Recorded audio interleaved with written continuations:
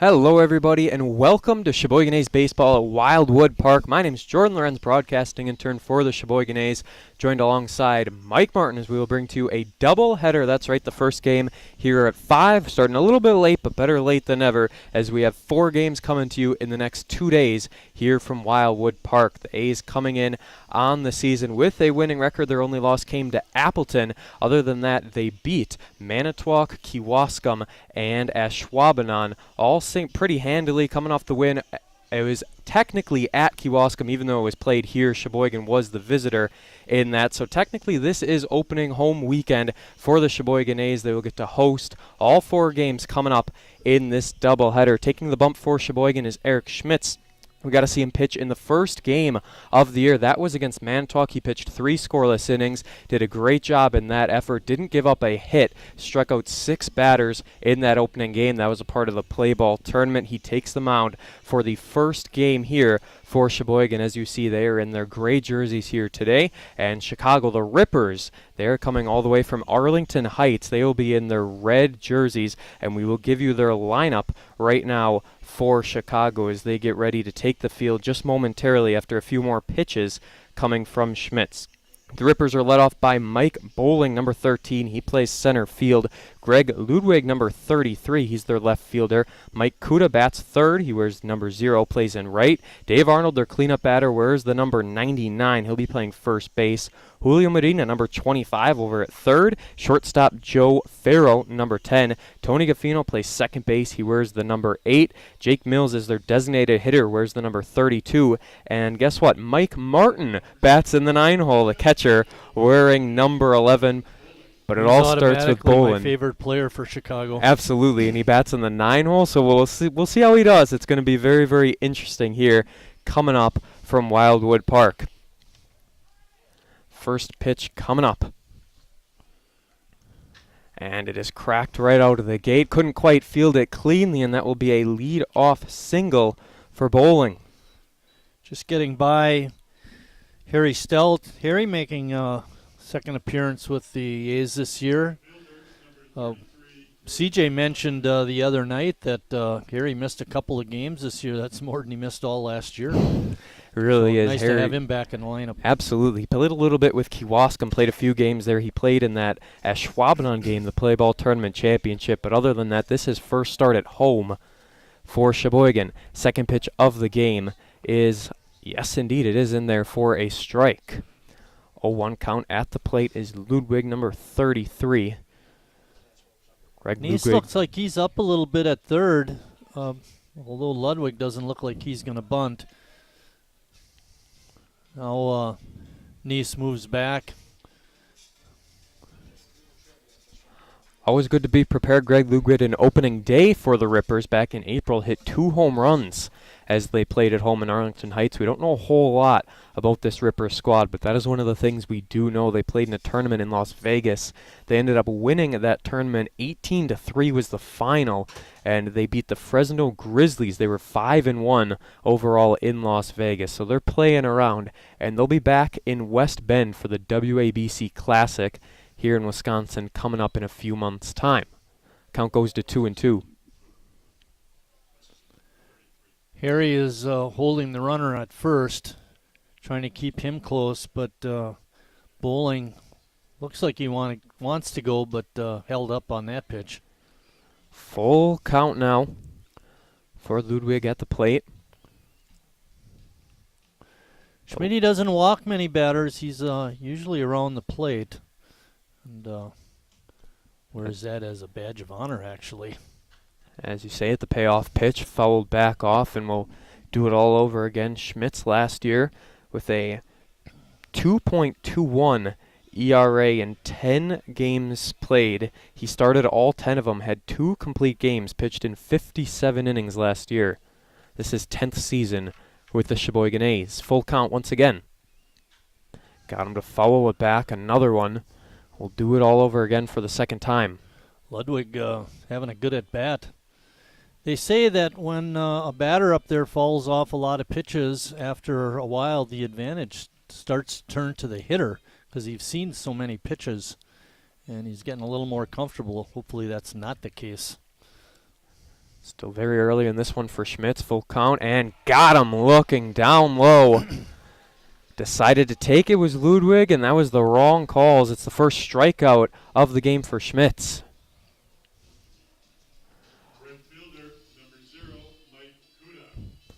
Mike Kuda wearing the number 0 comes to the plate. He plays in right field, a righty batter for this Ripper squad. Keep in mind, Bowling still at first base following the leadoff single on the very first pitch of the game. Runner going, the throw to second. It's a good dive, and he is safe. We saw the A's get picked off in a few times against Kewaskum. It was either 2 or 3 times they tried to steal second and were called out. The Chicago Rippers able to steal successfully on their first attempt. Our weather report for this game, Jordan, is 58 degrees at game time. It's partly cloudy, and wind is blowing out to left. We've yet to see that so far this season, as there's a breaking ball drop behind the plate by Stelmacher. Stelmacher going to go talk to Schmitz. They're going to get on the same page. Our umpires, Chuck Rogers, he'll be doing the bases, and it's Nick Rodell behind the plate. Rodell from your hometown, Manitowoc. Manitowoc, Wisconsin. It's a good place to be. In the very first game we did, when we saw Jacob hit a home run to left, I think the wind might have been blowing out a little bit that day, but not like it is today, that's for sure. Yeah, no, absolutely not. It was raining for quite a while before the game. It wasn't coming down too hard, though. Obviously, everything good to be played here in this doubleheader. Wildwood Park getting a lot of baseball in these next 2 days, as that's outside to make the count 3-1. All of these games are exhibition games. They don't count in any league play. We can tell you the A's are 3-1, but we don't quite know the record for the Rippers. They just kind of play every weekend, travel quite a bit, as this pitch is hit hard, but it is fouled way out to the left side. They participate in the Chicago National Senior Baseball League, and I looked it up on the website. It's a league that has very many, probably 5 or 6 different age levels. I did see that, yes. And they're, I think, in the 24 and over age group league.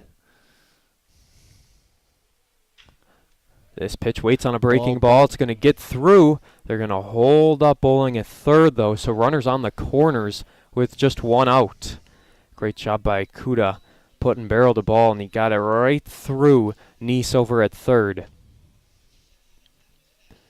Cleanup hitter, where's the number 9? You know he means business, and it's another lefty for this Ripper squad. He's going to kick some dust around and get himself all ready.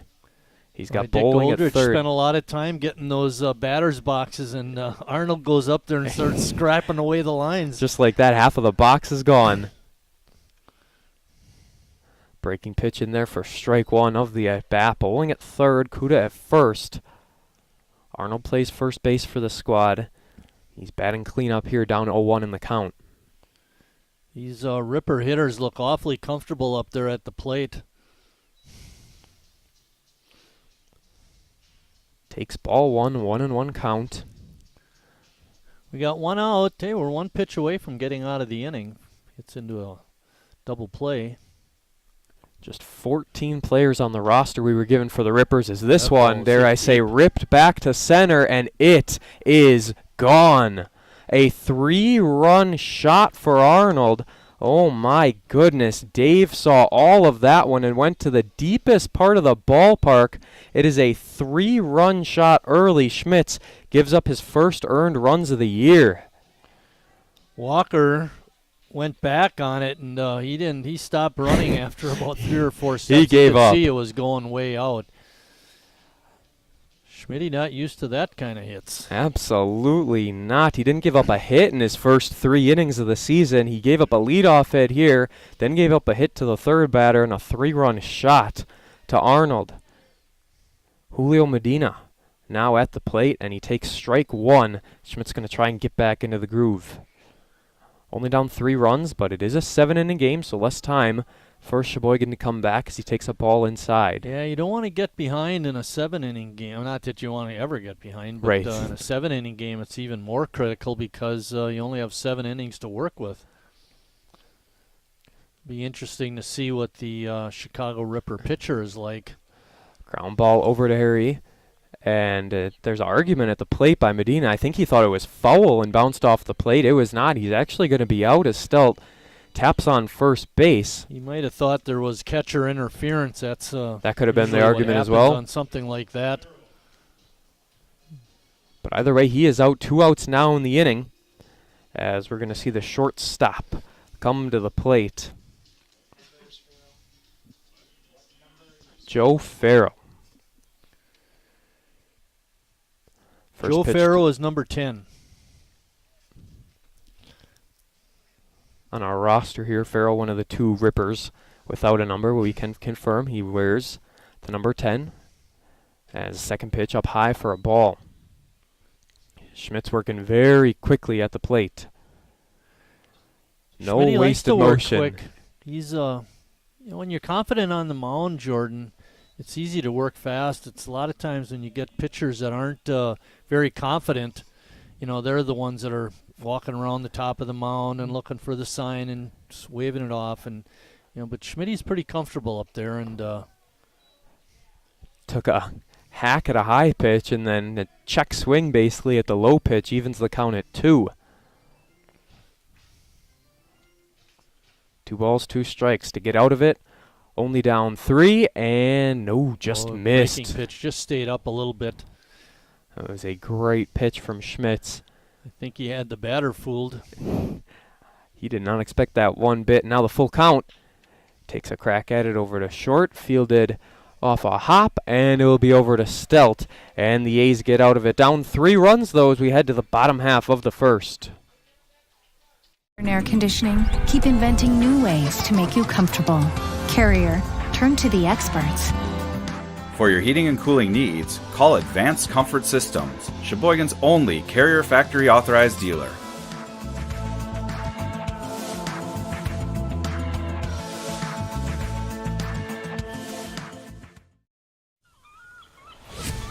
When a Bud Light legend comes back, they do it carrying a squeaky beach chair, an inflatable dolphin, and a cooler full of perfectly chilled Bud Lights on hot sand, wearing only one flip-flop.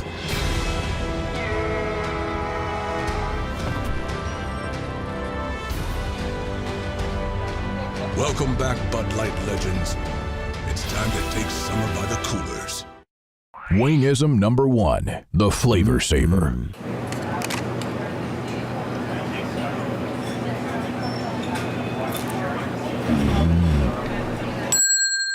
Legend Larry's, the definition of flavor.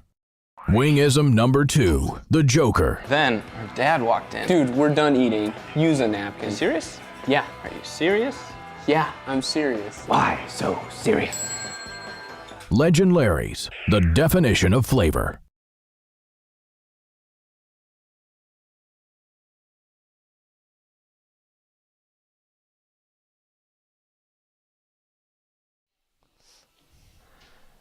Back here in Sheboygan, the A's find themselves down 3-0. Eric Schmitz gives up a 3-run shot to number 99. Dave Arnold went to straight center field, as that's a 3-0 lead for Sheboygan. Schmitz only gave up 3 home runs last year, and that is the 10th career home run given up by Schmitz in his 10 seasons with Sheboygan. We now take a look at the lineup for the Sheboygan A's. Ross Christ will lead them off per usual in this squad. Brady Zach Risen bats second. Jacob Neese at third. Harry Stelt will be batting in cleanup. Comes back to the A's, and right away he'll be their cleanup hitter. Riley Palmquist bats fifth. Jorgensen, Stelmacher, Becker, and Walker rounds out the lineup. We will be seeing number 34, Christian Gonzalez, on the bump for the Chicago Rippers.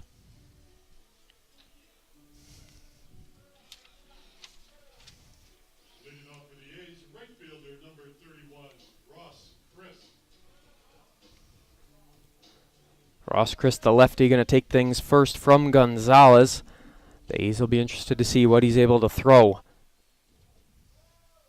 Threw a breaking ball during his warm-ups that basically hit the backstop. Did not do what he wanted, as the first pitch is in there for a strike.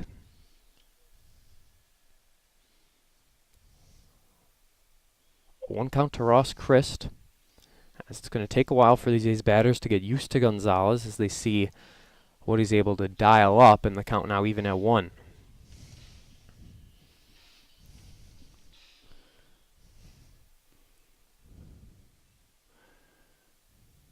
Chris takes a hack. Yeah. Had that one very high up, and he wasn't too confident in that swing. That'll happen. 1-2. Christian Gonzalez doesn't look real fast. I mean, when you compare him to Schmitz, it takes a whole lot to get faster than he is. Count evens up at 2.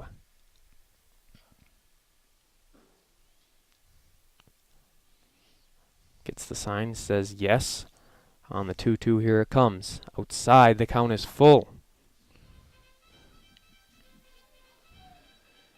Nick Rodell is a pleasant change from our umpire the other night when he had very poor mechanics. It's hard to tell what was going on. Not hard to tell here as Chris takes a ball inside, ball 4, and the Sheboygan Falls native ends up on first base. I went down and talked to Sage Stellmacher about the end of that last game, Jordan, and he said the umpire thought the batter had swung. If you remember, he didn't. Okay. Yeah, no, not at all. So Sage sold it. You know, he immediately flipped the ball to the pitcher and walked out from behind home plate. You know, and the players started coming off.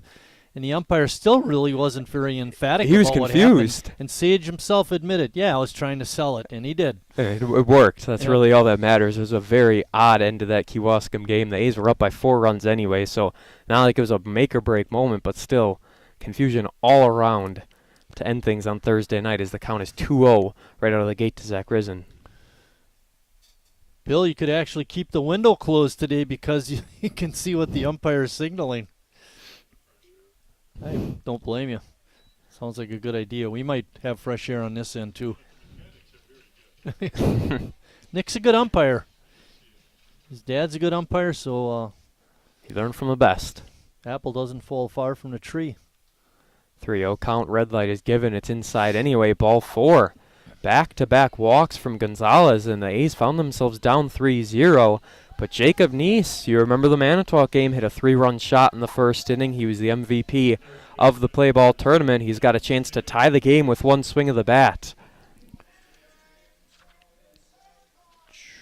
Neese with a mighty fine start to the season. Yeah, Jacob had 2 home runs, has 2 home runs so far this year. Both of them coming in that play ball tournament. Cracks this one back foul. He attends Parkland Community College. This is 4th season with Sheboygan. Harry Stelt, he'll be our Northwood Chemical cleanup hitter as he goes to retrieve that ball, and he'll wait in the other box for Neese to get the next pitch. Takes another swing at it, coming back our way, and Stelt will run back, grab that one, and perfect, right on his way back. Neese finds himself down 0-2, though, after fouling both off. Christ at second, Zach Risen at first. Good speed on the bases for Sheboygan. Hammers this one left, got a lot of air under it coming in. Look at that shortstop go, but it's going to be the left fielder, Ludwig, able to retrieve it. Got to give hustle points to Joe Farrell coming from shortstop all the way back. He didn't end up making the catch, but that's what a manager's looking for at the end of the day. Harry Stelt's first at-bat here at Wildwood Park this season. He is our Northwood Chemical cleanup hitter. And if he cleans the bases, this game is all knotted up at 3. Harry's hitting .500, 1 for 2. Small sample size. Very small. Does have a sacrifice fly. That wouldn't do us any good here. Absolutely not. Ran Rather only on second. I was going to say rather out of the question, but I saw it happen in college actually the other day. There was a kid, I don't remember where he was from, but he tagged up from second. It was a deep, yes, it was a deep fly ball to right field. He had speed like I've never seen before. Tagged from second to home. 1-1 count to Harry. This one keeps high, not breaking as he intended to, and now the count in favor of Mr. Stelt. Yeah, Gonzalez is going to have to come into him now, and here he'll be waiting. He's a very good hitter. This one is in there. 2-2 is the count. Harry wasn't a fan of the outside pitch. Now he's only got one left to work with. Runners All on the first A's and hitters, second. I think Harry is probably the most comfortable hitting with 2 strikes. He just a really accomplished hitter. And for the third time this inning, we are seeing a full count at the plate. Gonzalez, not sure the depth of the Rippers pitching, but they got 4 games in 2 days, and Gonzalez just a very high pitch count so far. Only through 1/3 of an inning. Still takes a crack at this Good one. hit. Drops in left field. We'll see if they hold up Chris. The ball goes past the left fielder in Ludwig. Chris going to send him, and they're going to send Zach Risen as well. Harry Stout with a stand-up double. 2 RBIs in the process, and the A's are back within 1. Okay, I'm going to correct you on that one, Jordan. Harry's going to get credit for a single. A single and and then an error.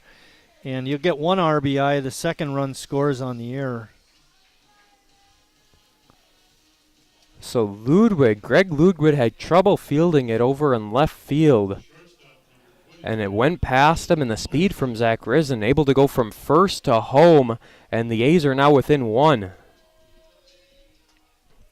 Riley Palmquist, number 23, at the plate for Sheboygan, as they are right back in this game as that ball bounces in for ball 1. Palmquist is hitting .417, having a great start to his A's career. Hopefully he can keep that up. He drills one. It's going to be a little bit ahead of it, though, as it bounces out foul. Harry will go back to second.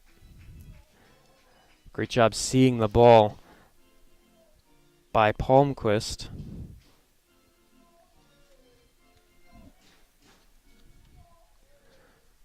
Gonzalez will deal again, and it bounces. This one's going to get through. Harry Stelt advances to third base on the wild pitch. Sacrifice fly now in question. Stelt That at would work third now, with wouldn't just it? one out. Mike Martin getting his work in. Gonzalez making him work hard behind the plate. You wonder how, you were talking about the pitch count being real high. What's going to happen, too, is if it gets too high, he's going to have to, Jake Mills, the manager, is going to have to shuffle in other guys. And like you said, we don't know who's coming tomorrow. Yes. He maybe has some pitchers coming tomorrow. But Well, you could even have potentially a few players leaving tomorrow as well, so you never Exactly. really know. Yep, so you want to be able to go with this guy as long as you can. And He's missed badly the past few pitches. Runners now on the corners coming up for Jorgensen. Jimmy Jorgensen will be the designated hitter. He's got runners on the corners, and we're going to see a mound visit from the Rippers. Jorgensen 3, batting 111, 3 of 13 so far to start the year. Or pardon me, 1 of 13. 1 of 9. 1 of 9, looking at the wrong category. 1 of 9 to start the year. There's a lot of numbers on our stat sheet. You got to go way over there for the batting average. Beautiful. Instead of Right. Jorgensen, the lefty, following the mound visit for Gonzalez, and he takes a ball outside. Tell you this much, Jimmy's not a 111 hitter. He's better than that. Just having a slow start. Hopefully he can pick it up right here. Certainly could be the time, a chance to tie the ball game as it's a little bouncing ball back to Gonzalez. He's going to look over to third, doesn't make a throw to second. Instead, he'll go over to first to Arnold. Runners now at second and third coming up for Sage Stelmacher. He knew he had time, and when he saw Harry not go, he took that glance at second base, but I think he made the right choice. Go for that runner at first. He had him by a mile, and even there he almost threw the ball. He did almost throw it over Good the thing top he of had a Arnold. big first baseman. Stelmacher takes a crack at the first pitch, grounds it over to third base, and the throw will be off the bag, but they are All right. not able to recover in time. This game is tie. Okay, that's going to go as an E. E5 to Medina as he threw it off the base path to Arnold. He tried to dive back on top of the bag, didn't quite get there in time.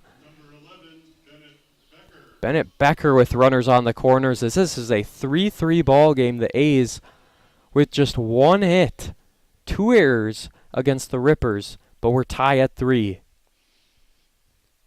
A lot of facets to the game, and if you want to be a good team, you got to be able to pitch, run, hit, field, and throw. Well, I'm thinking of that game Thursday, the amount of fielding errors we saw. A lot of throwing errors, still early. And I know a lot of these guys play in college, but it seems like they're still getting used to things here. I was thinking, back we talked about the catchers had a tough go of it behind the plate, Yes. but at the bat, Selmacher was 3 for 5, and Aiello was 2 for 5. So, 5 for 10 hitting for those guys was fine, but the catching part was a struggle. It was indeed Stelmacher, one of the 2 players with 3 hits for the A's in that game.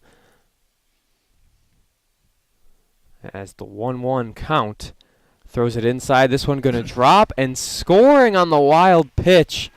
The A's, just like that, come from behind a 3-run deficit, and they lead 4-3. Great job by Palmquist, being well aware. We've seen a lot of pitches in the dirt from Gonzalez. Tough job by Martin behind the plate, and he was unable to field that one.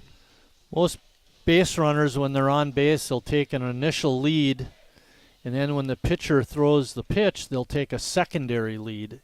And there's a base hit to center. Going to drop to center, and they are going to send them all the way. It's a good throw, though, and they got him easily. What a throw from center field by Bowling. My goodness, stopping another run from coming in. It's 4-3, though. Either way, the A's have the lead as we head to the top half of the second. With free pickup, you can. Just order ahead in the Meijer app.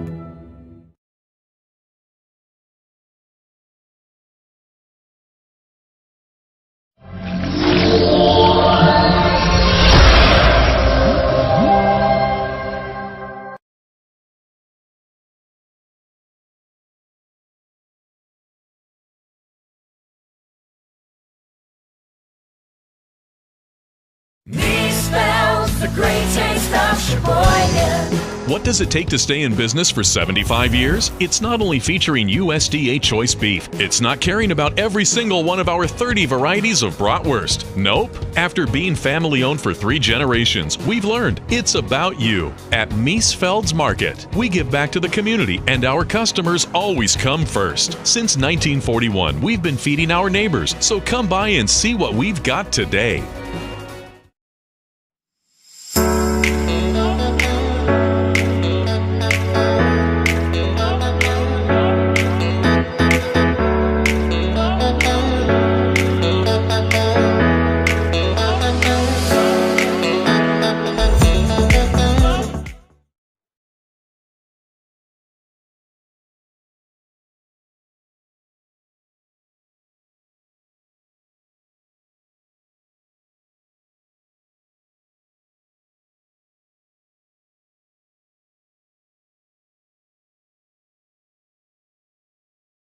That Butterburger. Schmidt's ready here in the top half of the second inning. Going to throw it on to second. We're all ready to go. As what a first inning it was. The A's were down 3-0 following an Arnold home run. Dave Arnold went yard to center field, a 3-run shot. That was one of the 3 hits in the top half of the first inning. Then you go to the bottom half of the first. On just 2 hits, the A's are able to score 4 runs, and what an inning it was as they rally and take the lead back. First pitch inside for ball 1. This will be number 8, Tony Gaffino. Gaffino playing at second base tonight. Takes Schmitty ball 2. gets behind 2-0 right away. Boy, very uncharacteristic from what we've seen in his career as he gets right back at it there for a strike. CJ mentioned that Eric Schmitz had 27 pitches in that first inning. That's high for Eric. He'll be at 31 pitches following this one, which is going to go in right field and just barely stays in play in a diving effort. How about it by Ross Christ? Seemed like one of those balls that was going to drift foul, but it kind of stayed there, and Ross read it all the way through. I'm just wondering how long the grass is out there, because Ross is a pretty fast runner, and it just either he got a slow break on it or the grass was real long and he couldn't. He just had trouble getting there, but he did, and that's the important thing. It's really all anyway, that. we were talking. I'm sorry. No, go ahead. We were talking about the secondary lead business, and with Palmquist on third, he took his initial lead, but on the pitch, he jumped a little bit more into a secondary lead, and he was obviously well aware once that ball got by the catcher, he was off. And you like it when they get a good secondary lead, and then they make that decision to go. And that's what you have to do. You can't hesitate. You're either going or you're not, because otherwise that's when you end up in a pickle and things get a little more interesting. Jake Mills, the manager for this Ripper squad, now at the plate. He's their designated hitter on a 2-1 count, and he takes a hack at this one and goes back foul. Count evens up at 2. Mills, number 32. Only Mike Martin yet to bat behind him before we go back to the top of the order.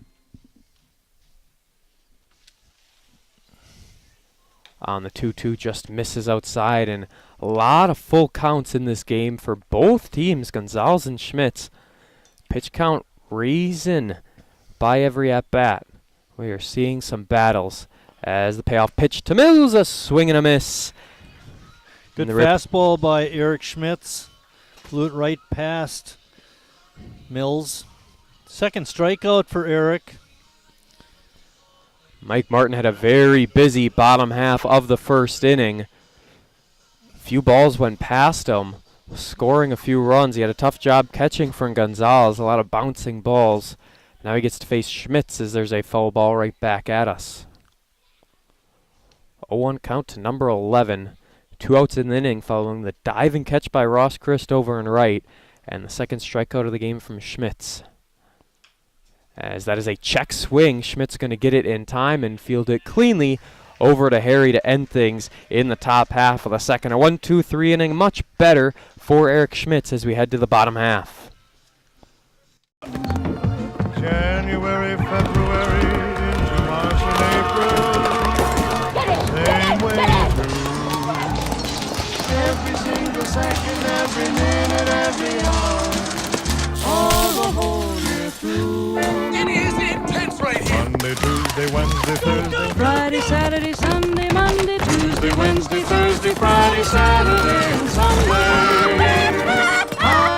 That's a lot of lemons. Well, you know what they say when life gives you lemons. We know the saying, Mark. New Bud Light Seltzer Lemonade, packed with lemonade flavor after a lemon of a year. Wingism number 3, the Peter Heater. Oh, so hot. Oh, so hot! Legend Larry's, the definition of flavor. Wingism number 4, Tea Time. What are you, having tea with the Queen?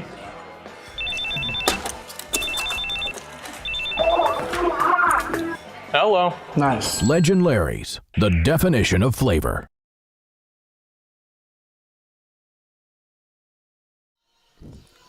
Back here in the bottom half of the second inning.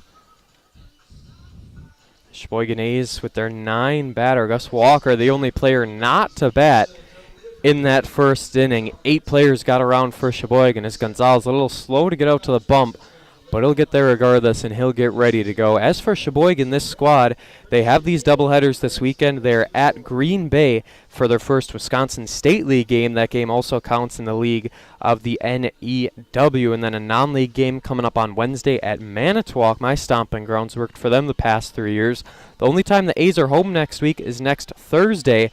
That a game in the Wisconsin State League against the always tough West Allis Nationals. That'll also be Plymouth Dirt Track night, so a lot of fun stuff happening here at Wildwood Park. Obviously tomorrow is Meyer Family Day. Kids 12 and under get a free general admission ticket. In between games of the 1 o'clock doubleheader, they'll be able to get autographs with the A's players. And then after both games, they're able to run the bases. Quite a way to spend your Sunday right here at Wildwood Park. We hope to see you all in the ballpark, but if not, we love you for joining us on our Facebook and YouTube streams. Interesting situation with Sheboygan's batting order. Gus Walker is in the 9th spot. He's hitting .625. You don't see that a whole lot. Gus Walker, number 15 for the A's squad. He is their center fielder. He'll be coming up after a lot of pitches from Gonzalez as we patiently anticipate. The ball's down, and there it is, the throw to second, and Gus Walker will be ready to take the batter's box.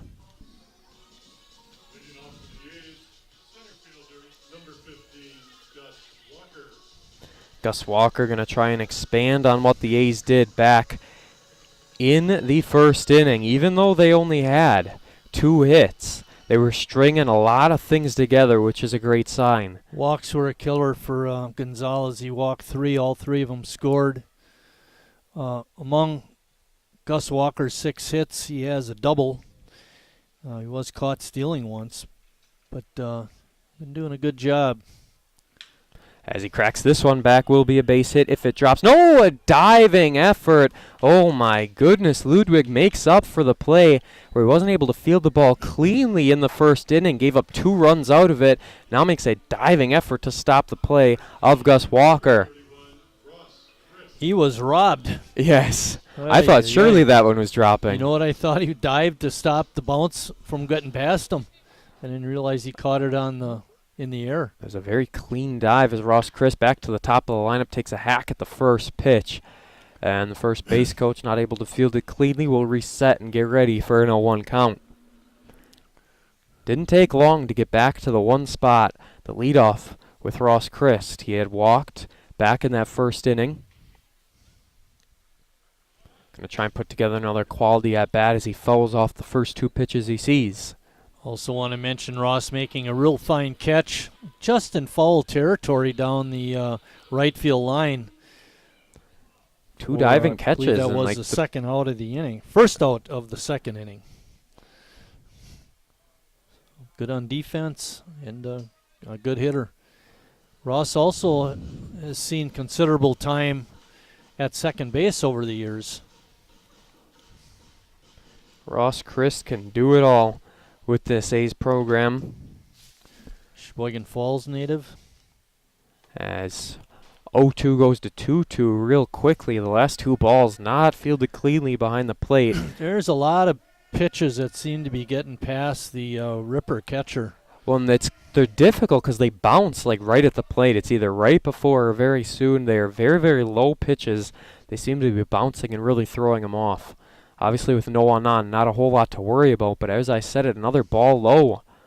The count goes full. Ross Christ, great eye behind the plate. Swung at the first 2 pitches, lets the next 3 go. Wind still blowing heavily over in left field.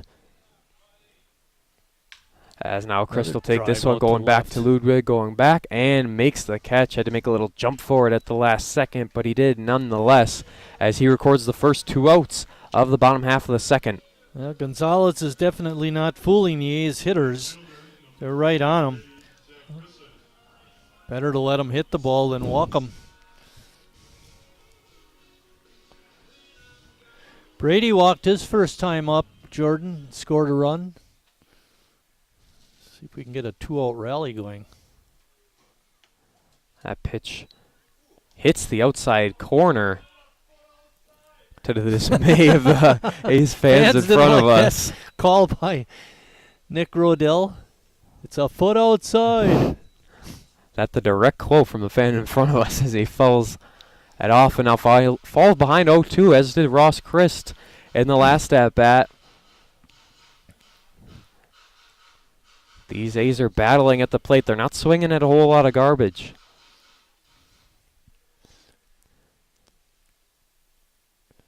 On the 0-2, and fouls this one back as well. One thing that happens when you throw strikes is the other team swings at it. You throw less pitches, means you can pitch longer in the game. And Gonzalez didn't learn that in the first inning. No. But he's practicing it here in the second. Besides the few low pitches to Christ, he has been attacking the zone, even with that questionable outside strike call. 0-2 count once again. Takes a little half swing at this one, and it'll be a easy ground out to end the second inning. Score remains 4-3. A's on top as we head to the third. Our cool water personal hand sanitizer with essential oils.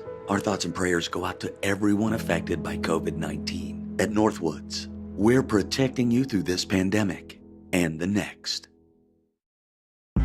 I grew up working in my family's supper clubs. This is where it started with us as far as the fish that we serve at Culver's today. We source the finest cod and batter each fillet by hand and always cook it to order. That beautiful golden brown color and flaky on the inside. The fish fry is a Midwest tradition. It's about families coming together. I love bringing this tradition to guests everywhere. Mom and Dad would be proud. Welcome to Delicious. Last year's financial year, excuse me. Sometimes you need to get out. The great outdoors. Free pickup's easy. Just order ahead in the Meijer app.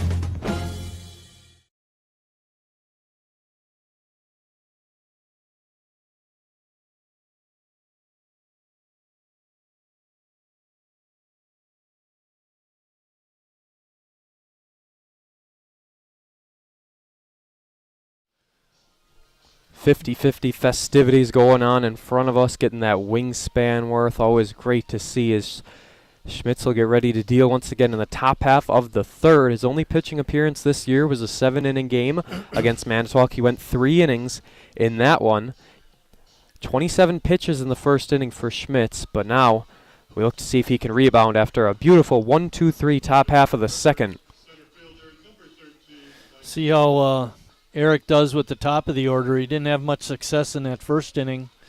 Hopefully he can bounce back with a better second time around. By the way, we talked just before we came on the air that it's a nice crowd here tonight.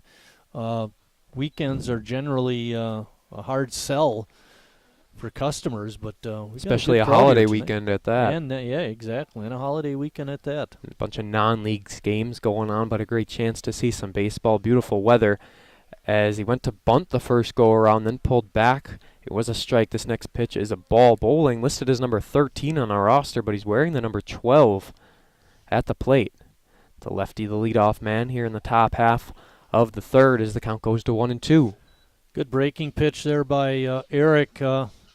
He's got a good variety of pitches to come at you with, and he's showing them right there. Greg Ludwig on deck.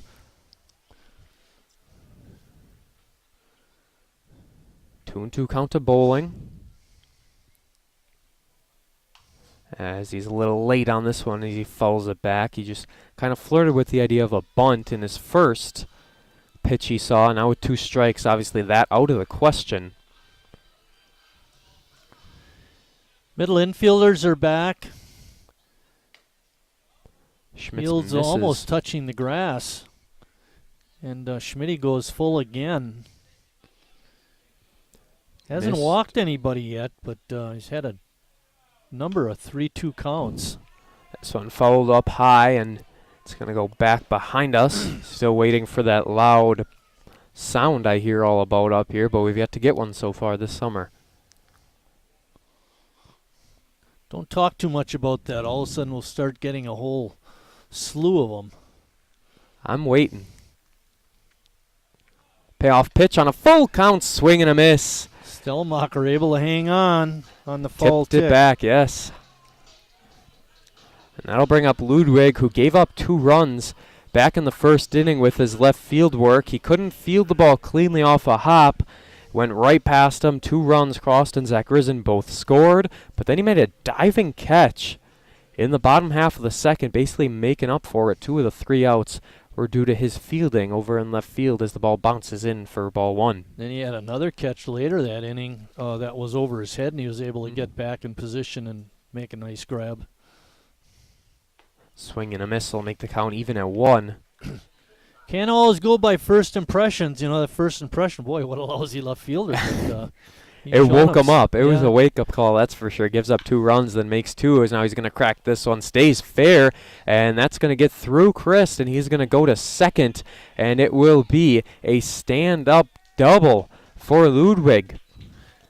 Ludwig was called out on strikes his first time up. Not this time, however. Able to reach second base as that's going to bring up Mike Kuda.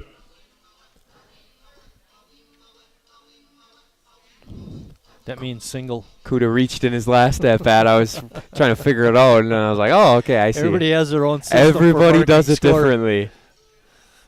It's the beauty of baseball. Whenever you see the diamond, though, then you know you reached base, that's for sure. As there's strike 1. Ludwig on at second base with a double all the way to the wall down the right field line. Kuda grounds it over to third, and Neese can't field it. They're going to send the runner, and he will indeed score to tie this game up at 4. Throw to second, and they got him. That'll be the second out of the inning, but the run comes in regardless, all tied up at 4. Bases are empty, though, for Arnold. What are we giving them, Bill? Error or a hit? I was thinking error, but they're going to give a hit. Neese he's struggled a little bit at third base to start this season. Putout goes 7-4. Left fielder Zach Reisen making a great throw to Bennett. But like you said, Jordan, they did score the tying run, and here comes the home run hitter. I was going to say that's a big putout at second base, is now attempting a bunt, and he was kind of running up a little bit of softball style, and then he pulls back for ball 1. 1-0 is the count. No one on base. That a big key. And now a late time call, but he's not going to give it to him. That's in there for a strike. Schmidt's working very quick to this May of Arnold. He takes a hack at this one very late on it. As Arnold didn't like him working quick, so he No. thought he'd hit a home run on the next pitch, but fouled it back. That was one of those anger swigs. He threw all he could at it. And I was going to have a little talk with Rodell behind the plate, and he'll slowly get back into the batter's box. You can tell, very different style of pace. And now gives the thumbs up to Schmitz. Yeah, Schmidt stepped back, started the process over again. Takes a little off it. This one up. Neese running towards it. Going to be out of play. Bounces in the bleachers and then goes right over the top. 1-2 is the count. And now Arnold sprints into the batter's box. This is an intriguing at-bat.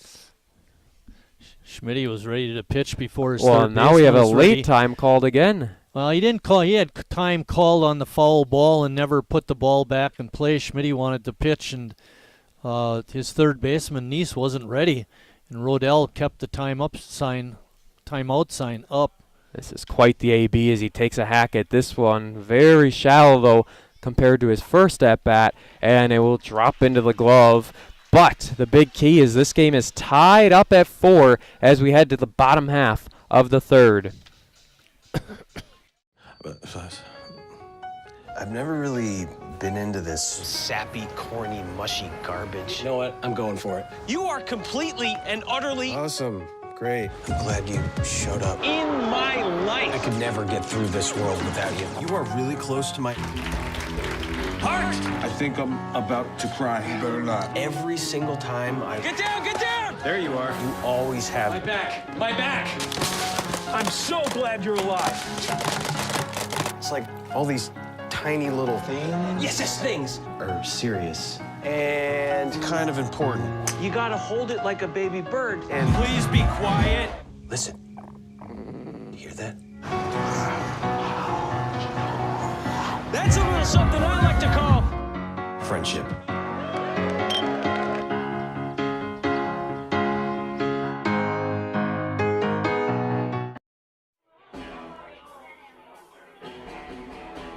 All right, guys, we got teriyaki, honey barbecue, and mild. Enjoy.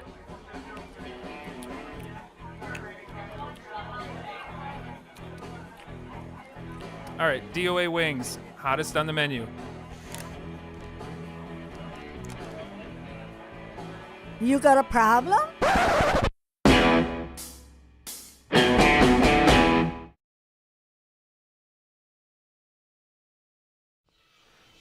As we watch Gonzalez throw his last pitch, it bounces in there. It's about 3 in a row we saw bounce back to Martin. Leading off the inning will be Jacob Neese for Sheboygan. Big story here, the top half of the third inning. A run came in. Neese couldn't field it cleanly at third. It's made its way into left field, and from second to home, a ripper went to tie this ball game up at 4. They led 3-0. Then the A's jumped out to a 4-3 lead. Now it's all knotted up at 4. The A's still with just 2 hits in this game, 2 errors going against Chicago. We mentioned Gonzalez had a tough first inning, walking 3 batters. He came right back with a 1-2-3 second. He's got a tough part of the order to face again here in the third. Neese, with Stilton, the, Palmquist. 3, 4, and 5 hitters up. See how he does.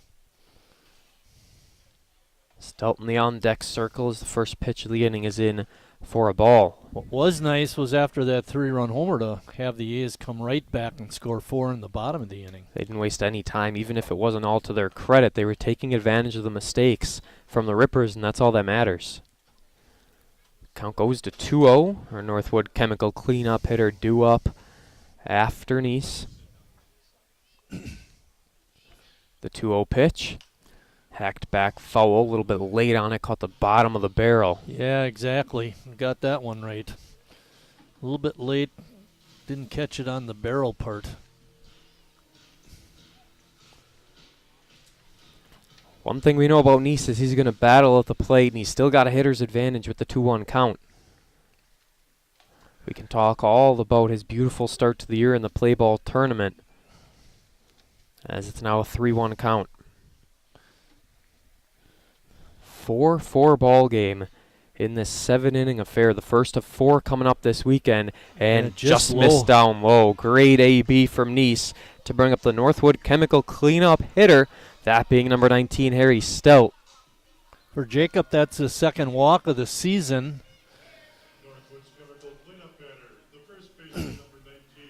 Harry led the ball club last year in walks. He had he had 46 walks. That did not lead the club. Ross Christ led it with 52. Not far behind, though, as he takes straight one. 46, a beautiful number. I think the point is he's got a good eye. I would say. Takes a little off and goes right through the infield. Nice will stay at second as Harry Stelt has himself a single. One thing you don't want to do is run on the center fielder. He's got a good arm. He does. We saw the run stopped. It could have been 5 runs for the A's, but a beautiful throw from center to home put that to a big-time halt, as now Palmquist has runners on first and second with no one out. Sheboygan doesn't usually bunt in these situations. Be interesting to see what they do here. Third baseman is way back. Palmquist walked and scored his first time up. Matter of fact, we were talking about Bowling, the Ripper center fielder. He ended the first inning throwing out Stelmacher at home plate. Seemed like an easy send for Stelmacher, but man, what a throw. 2-0 is the count.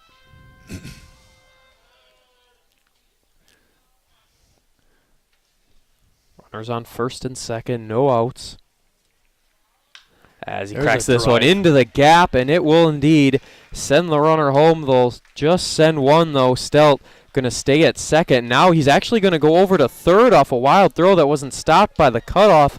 Diving effort from Arnold. Runners at second and third. A run comes in to put the A's back up 5-4. Palmquist with an RBI single drives in the run, and then Harry advances to third along with Palmquist. We're going to give it air on the center fielder on the throw in. It should have been covered by one of the players on the infield. It wasn't. It wasn't a bad throw either. It just ended up in no man's land. Yeah. I think actually the error should go on the shortstop. He was the one that was going to catch a cutoff throw and didn't. And then Arnold had to come all the way from first basically to third base. Yeah. So we're going to give the error on the cutoff man, the shortstop. You don't see that a whole lot. First pitch outside for ball one. Runners on second and third. No one out for Jorgensen. That would be an excellent time for Jimmy to break out of it and drive home a couple of runs. He's way overdue. He's got a .280 career average with this team. This is his 4th year. He's been with them the past 3. Batted .241 last season with 31 RBIs. He's got a chance for possibly 2 more as he takes this. Ooh, it's a low inside strike called to make the count 2-1. Eric Hasenstein in the house tonight. I don't think so. That's one of his signature calls. Swing and a miss on an outside pitch, maybe getting in the head of Jorgensen a little bit, who's DHing for the A's squad tonight.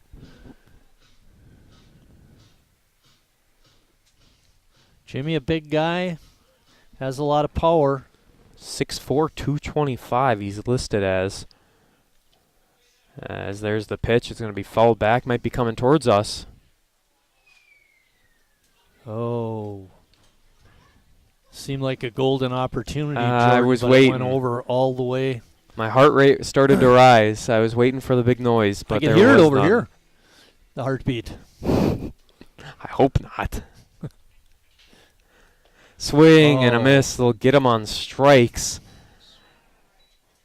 As Jorgensen couldn't quite Actually, piece a pretty things nice together. pitcher's pitch. Jorgensen probably should have left that one go. Stelmacher up next. A 6'2", 205 catcher. Stelmacher, last at bat, reached on an error on third baseman. Very looked like it hit inside. him. And it did. Yes, indeed. He will take his base on the very first pitch. This will bring up Bennett Becker. The bases are loaded with just one out, a golden opportunity. The only thing you can't do here is ground into a double play. So the first hit by pitch of the game, as now it's Becker due up with the bases loaded. The Sheboygan native with a chance to put his team up as he fouls this one out towards third base. Bennett hitting 167 so far this year. Hopefully he can come through. He was the answer to a trivia question the other night. Who won the manager's award? That was indeed Bennett Becker last season for this squad. Finished last year hitting 238.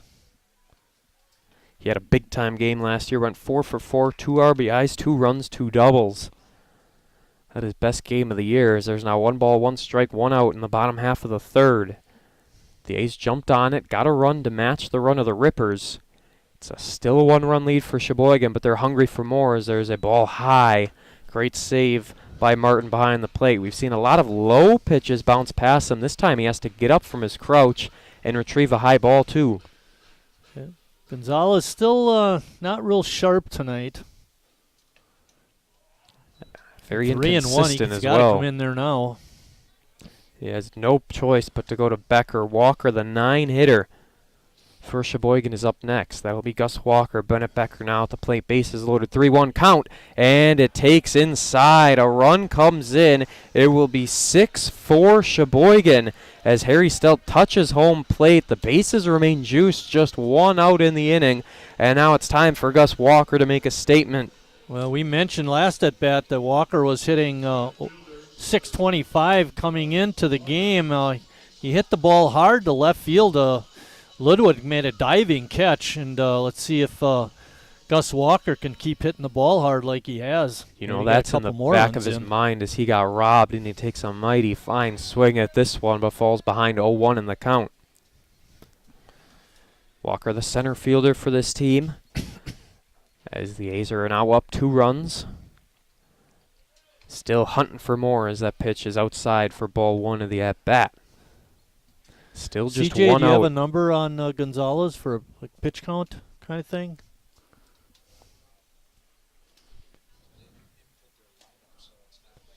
Okay. We don't have access to that, but we know Gonzalez is throwing way too many pitches.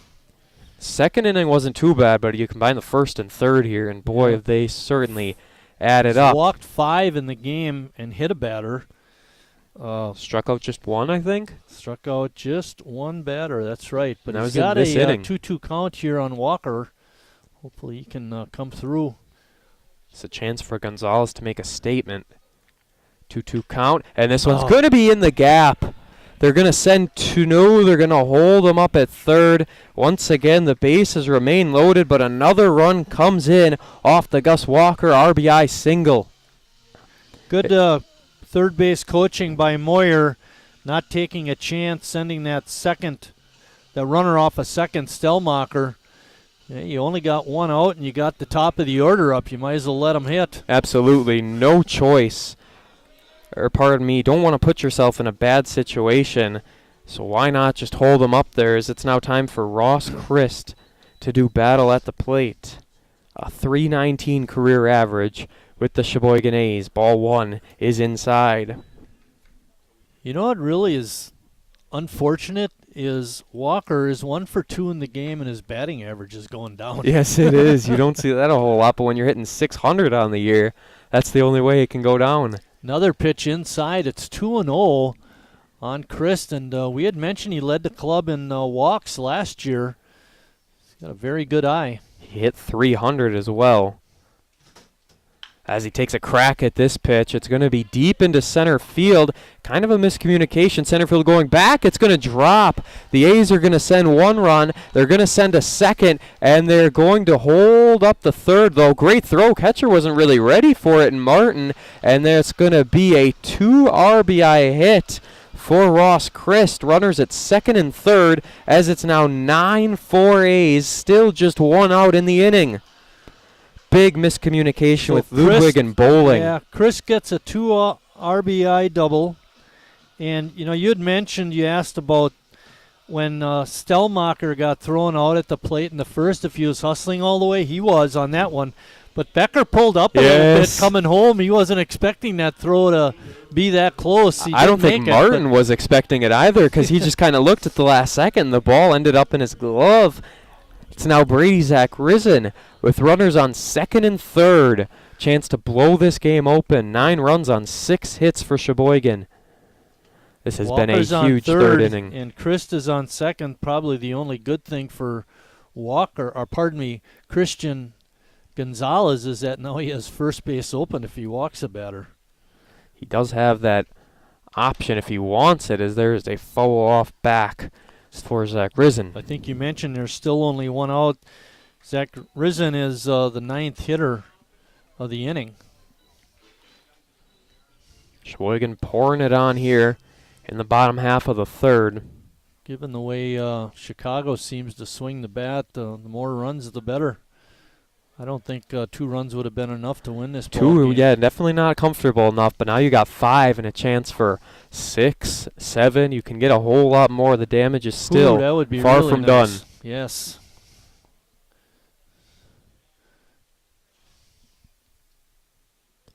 Pitch comes in and it's left inside. Count now goes to 3-1. There's a 10-run rule, I assume, after 5 innings for these. Jacob Neese waiting on deck. That's a kind of a half swing. It's going to get through third base. Medina couldn't come up with it. And just as I say, a chance to score 1 or 2 more. 2 come in for Sheboygan, making it an 11-4 ball game. Great hit down the third base line by Zach Risen. A 2 RBI single. 11-4 is our score. Still just 1 out in the inning as Neese returns to the plate for the 2nd time this inning. You know, the other thing, not having any bench, Chicago, anybody they bring in is not going to be warmed up. They'll have to get their 8 pitches and warm up doing it that way, which isn't the Puts best them situation in a either. bad situation. The A's attacking Gonzalez here in this 3rd inning. And that's inside for a ball. Who knows? Gonzalez might end up pitching tomorrow again. In your dreams, probably already got close to 100 pitches. Bouncing ball in for ball 2. I mean, yeah, he probably had a 30, 40 pitch first inning, and this one's probably 40. 2nd inning might have been down to about 15 because he was really attacking the zone throwing strikes, as you said. Good that inning, you're right. But this is completely different as it's a 3-0 count. Zach Risen over at first base, 1 out in the inning. 7 runs have already come in for Sheboygan. And a 4-pitch walk. That one hit him. Neese was hit by a pitch. And it'll be our Northwood Chemical cleanup hitter, Harry Stelt, coming back to the box. But we're going to have a conversation between Martin and Gonzalez.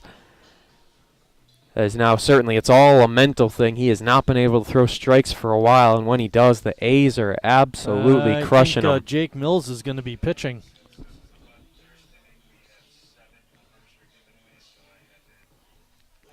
So we'll see the discussion here And if it is a potential pitching change, yes, you indeed are right. It's their manager. He was the designated hitter.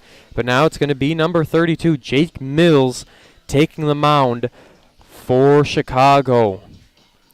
Mike Martin will get the final line here for Gonzalez in his 2 1/3 innings of work. Can tell you he gave up 7 hits on 11 runs. 3 errors against Chicago through 3 innings. As Sheboygan is up by 7, there is a 10-run rule through 5 innings here in these non-league doubleheaders, but we are only playing 7 innings, so once you get to those 5th inning mark, if there's 7 runs, or 10 runs I should say, ball game will end and we'll have a little break before action between the next one. Mills did not need a whole lot of pitches. He's ready, and quite a batter to face in your first at-bat. The Northwood Chemical cleanup hitter, Harry Stelt, coming up. Stelt with runners on first and second. There's just 1 out in the inning, as that's all Gonzalez was able to get. That was a strikeout very early in the inning. A's have not been retired for quite a while. Stelt, first pitch up high for ball 1. Mills working from the stretch. And he probably threw less than 10 pitches in his warm-up, and then just like that, he's ready to go. This one hits Harry. Back-to-back hit batters. As Jake Mills in the first batter he faces hit him right in the shoulder. Harry takes his base. Base is now juiced for Riley Palmquist. Generally speaking, in a normal situation, when a pitcher comes to the mound to serve as a relief pitcher, he gets 8 pitches to warm up. Now, in a case like this, the umpire may give him a couple extra, as a courtesy. But he didn't take them. He wanted to get up there and start throwing. There's the first strike of the day for Mills. He's able to get it in there. As I said, was DHing for the squad. Maybe knew he might have to come in a relieving role as ball 1 is outside. Palmquist is 1 for 1. He scored a couple of times. He has an RBI. Walked his first trip up. There was a very slow breaking pitch in the zone for a strike. Mills working very quickly, similar to Schmitz for the A's. Mills, not a whole lot of wasted motion. Bad part for Chicago's, there's still only 1 out. Oh boy, this one clocked back to left field. Ludwig will make a catch at the warning track on the runner coming in from third to score. Make it 12-4 Sheboygan A's. Sacrifice fly for Palmquist. Jurgensen, the designated hitter, now at the plate for Sheboygan. Finally, though, the Rippers get their second out of the inning. That had to feel good, even though they gave up a run. Ludwig was sent all the way back to the warning track to make that catch. Looked good coming off the bat from Palmquist. Jimmy having a tough night so far, Jordan. He hit that slow roller to the mound in the first and struck out in the third this inning. His second time up. Next pitch outside evens the count up at 1. Jurgensen with runners on first and second. Don't want to be the last out of the inning when the A's have been pouring it on. Up by 8 as this pitch is high and inside. Especially if you already made 1 out in the inning. Exactly. Not often would you see a player make 2 of the 3 outs in an inning, but that's just how it's been going for Chicago. Ball that way could be outside. A trivia question. Who's the only player in Major League history to hit 2 grand slams in the same inning? Someone's done it. Somebody has done it. I'll have to check my smartphone. Takes a hack at this one, bounces fair, and then a roll out foul before it gets to the base. Jorgensen not happy with himself. He knew that could have been the pitch, but now the count is full and we'll do it all over again. 32 is pitching, 32 is at the plate. It's a battle. Only 1 error in the inning, and that did not result in any unearned runs. Sage Stelmacher, the A's catcher, makes his way with the bases loaded still. The damage not quite done for Sheboygan. They got a chance to add on some more. Finally reached his last time up on a hit by pitch. We saw 2 hit by pitches, or was that 3 hit by pitches now in the inning? That was this inning, huh? 1, 2. I got 2 this inning. 2 this inning. 2 hit by pitches, 1 against Gonzalez, 1 against Mills. Nope, it is 3. It is 3, all right. Stelt and Nice were hit by pitches back to back. So Gonzalez hit 2, Mills has hit 1, and now it's a 2-0 count. A's up 12-4.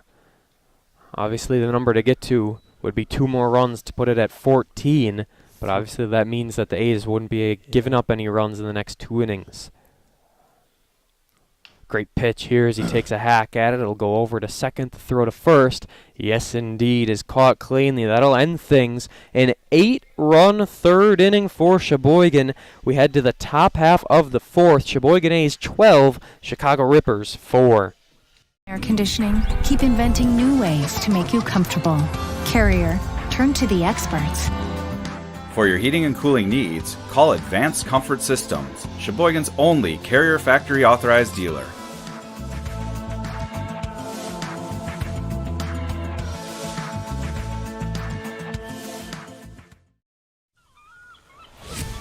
When a Bud Light legend comes back, they do it carrying a squeaky beach chair, an inflatable dolphin, and a cooler full of perfectly chilled Bud Light on hot sand, wearing only one flip-flop.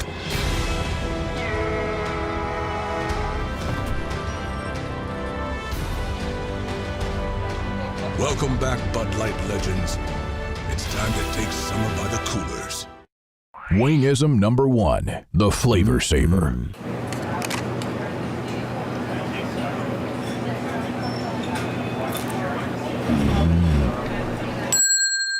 Legend Larry's, the definition of flavor. Wingism number 2, the Joker. Then her dad walked in. Dude, we're done eating. Use a napkin. Serious? Yeah. Are you serious? Yeah, I'm serious. Why so serious? Legend Larry's, the definition of flavor. Finally here in the 4th inning, it was a long bottom half of the 3rd as the A's got 8 runs out of it. They now have 12 runs on just 7 hits in this ball game. What a 3rd inning it was. All right, Jordan, our question of the game.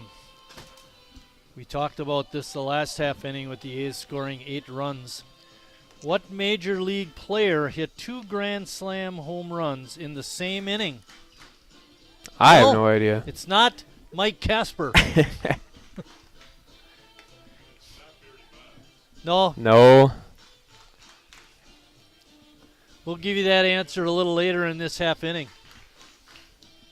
It's been done, though. That's all that matters. It has indeed been done. CJ.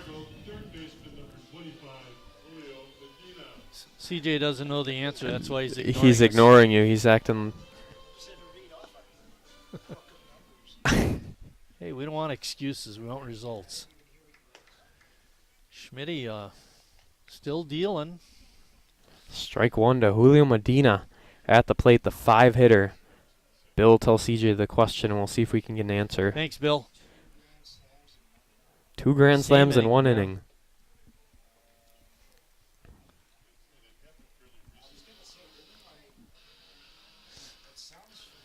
I could give you a hint. His kid is playing now.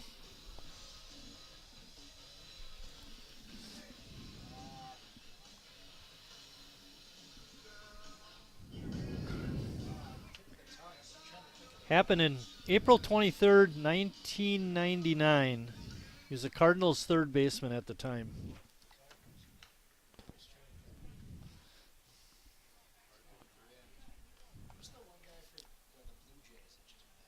No, it wasn't Guerrero? Guerrero, yeah, it wasn't his dad. Vladdy. There's a hardy cut over to second base, and then it'll be a ground out to start things here in the 2nd. Schmidt's still on the bump, doing well, giving up 5 hits.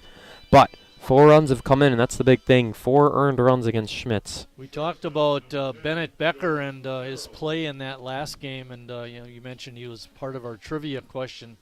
But he's done a fine job on defense. Absolutely. The problem really has been like those throws from short and third getting over to first. Those are then the big ones that are getting passed. But it's way over there, especially for an old guy like me. Ooh, there's a drive. This one's going to find a gap. My goodness, Farrell gets it through, and he will see 2 bases as that will be a stand-up double Joe Farrell makes his way to second base. A base runner for Chicago. They needed any sense of life they can get at this point in time after a leadoff ground out. Now a double. That could start a little rally from the Rippers. Gaffino is the next hitter, and his first time up in the second, he flew out to right. That was the Ross Christ dive catch. Yeah, where he had to slide and make the grab. Tony Gaffino takes strike one down low. Number 8 at the plate. He's got his teammate Farrell on second base. Would absolutely love to send him in and score. And that'll be a grounder through the infield. They're going to send him from third. Christ with the throw home, and it will be safe. A good throw. I think if that throw comes in on the fly, he would have a chance to reach back and make the tag. But with it being a short hop, he had to make sure he gathered the ball before he did anything else, and that allowed the runner to score.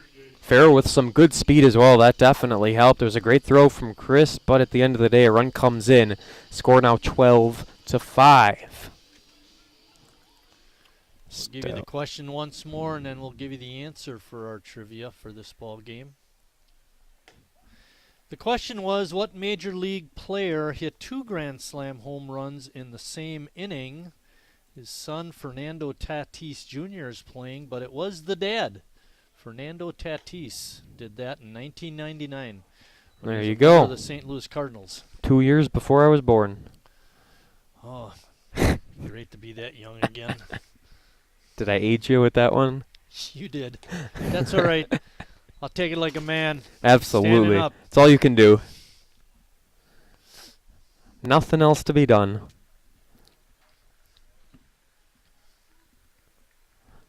"12-5 the score following the RBI singles. It's now a 1-2 count. Schmitz try and get second out of the inning. That'll be a bouncing ball, double play ball for sure. Over to second and over to first. Oh, Stell dropped it. It wasn't a bad throw, but it came in a little soft, and Harry Stelt couldn't field it cleanly, so the inning won't quite end just yet. No error on that. It just goes as a fielder's choice. Which doesn't count as a hit at the end of the day, so either way. Yes, exactly. It all balances out. You know where it hurts? More pitches. More pitches does. Schmitz, he will continue. 14 earned runs against him last year. He's got 5 earned runs now. When Schmitty pitched that first game, you had mentioned that he went 3 innings, and we did not credit him with the win. We gave it to the second pitcher. Second, but, yep.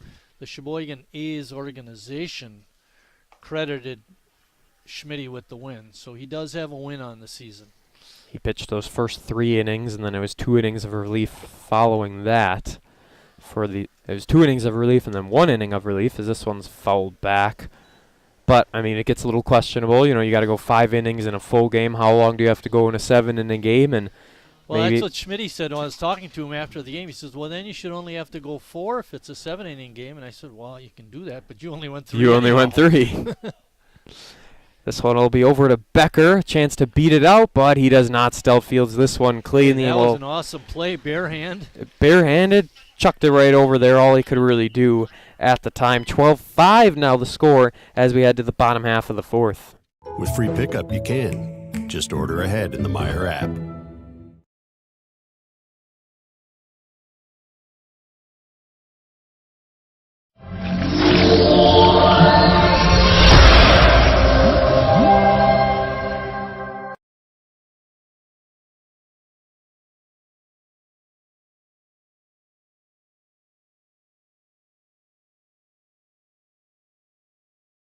Spells the great taste of Sheboygan. What does it take to stay in business for 75 years? It's not only featuring USDA choice beef. It's not caring about every single one of our 30 varieties of bratwurst. Nope. After being family-owned for 3 generations, we've learned it's about you. At Miesfeld's Market, we give back to the community, and our customers always come first. Since 1941, we've been feeding our neighbors, so come by and see what we've got today.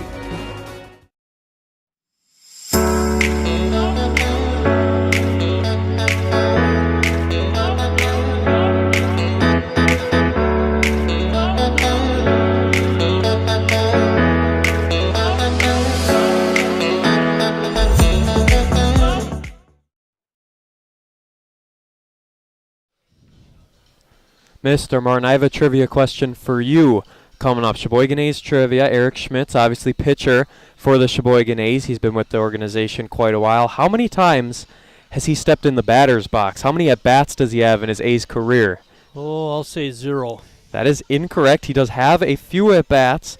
He stepped in the box 3 times in 2016, twice in 2017 and 2018. 7 career at-bats for Eric How many Schmitz. hits? 3. Oh, not bad. He's got a higher batting average than I do. He has a .429 career batting average, 2 hits in 2018, 1 in 2017. So not bad for Eric Schmitz. No. A few years ago, he was hitting the ball once in a while, but not anymore. Hasn't hit since 2018. He was actually 2 for 2 that year, so that's not a bad year at all. 7 hits for both one teams. year with the A's, I was 4-0 pitching. Okay. And I believe I was 7 for 23. I was just a touch over 300. That's not bad. No, I was my career year as a baseball player. 4-0 record, hitting the ball well. What more can you ask for? A chance. Chance in the big league? Bennett Hey, Becker bounce the able to ball. get this one through the infield. 2 players dove for it. Neither could come up with it. Becker's got his second hit of the ball game. He's boosting that batting average.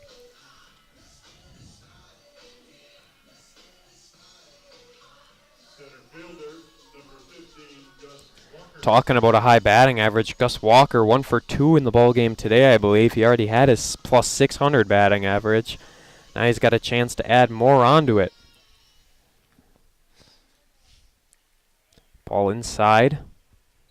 Mills, obviously, if you remember the bottom half of the third when he came in relief, he works Walker very, went very from quickly. hitting 625. No, with this 1-2, he's down to 600. He's going to get it back up there. 600 average, definitely sustainable throughout the year, no doubt about it. Bennett Becker now is 3 for 8, so he's well over 300. A lot of high averages from the A's players as the count is 3-0. A's gave up a run, so now they're only up 7. The elusive number is 10 to get to by the bottom half of the 5th. 375 for Becker. Smartphone at work. Yeah, well, you could have said you did it in your head. No one would have known differently. My wife would have known if she's watching. That's all that matters. Count goes from 3-0 to 3-2. Walker has a hit, an RBI, and a run scored.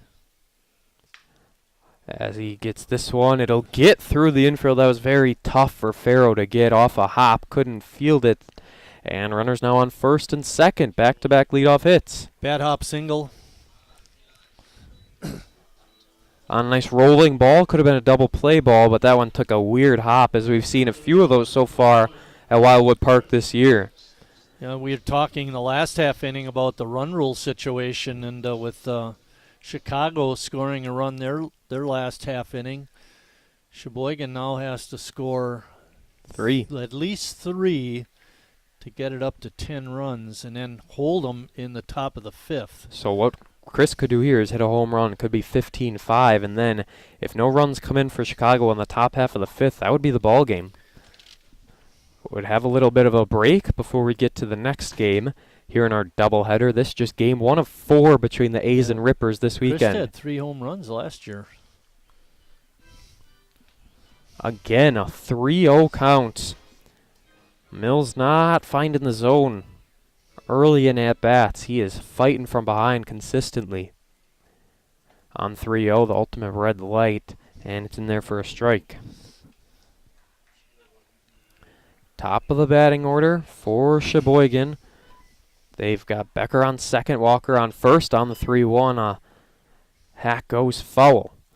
Back-to-back ABs where Miller was behind 3-0 in the count, but the count then goes full. We have seen plenty of full counts so far tonight. Lights just clicked on. And there's ball 4. Bases are loaded. and nobody out. That's the key thing. That is the big thing. There is one out with the bases loaded for a good majority of the third inning, but now no one out for Brady Zakrizin. See a fan up at the Bud backstop holding the sign Brady high got in the that big air. 2-out single in the last inning. Yes, he did. Kind of restarted the rally.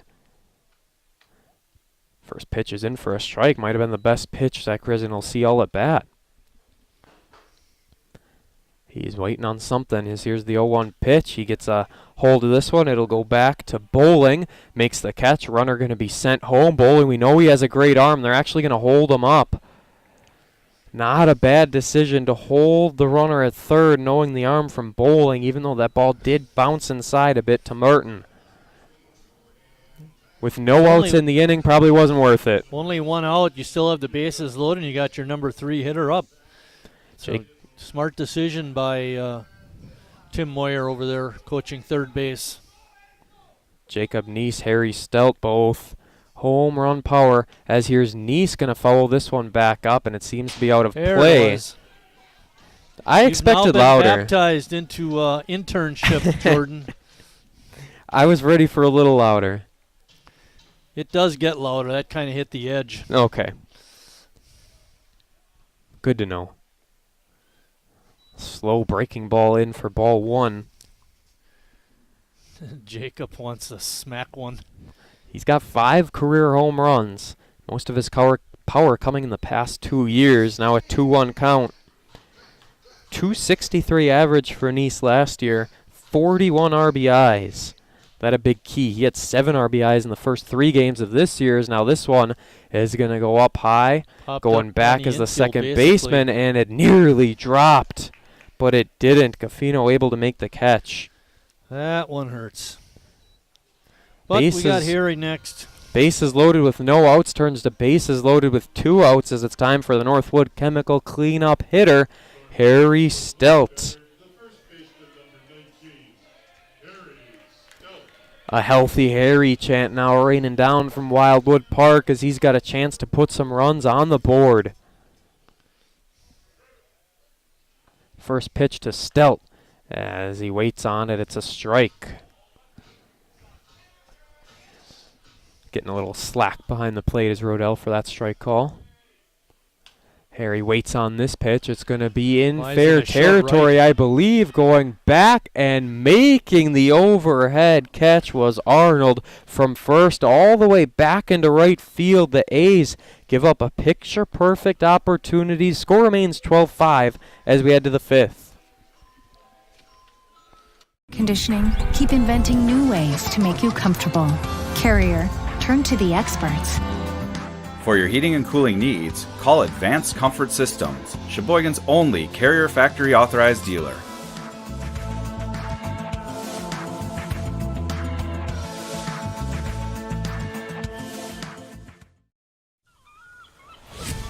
When a Bud Light legend comes back, they do it carrying a squeaky beach chair, an inflatable dolphin, and a cooler full of perfectly chilled Bud Light on hot sand, wearing only one flip-flop.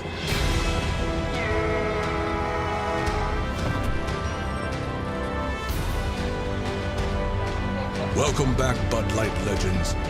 It's time to take summer by the coolers. Wingism number 1, the Flavor Saver.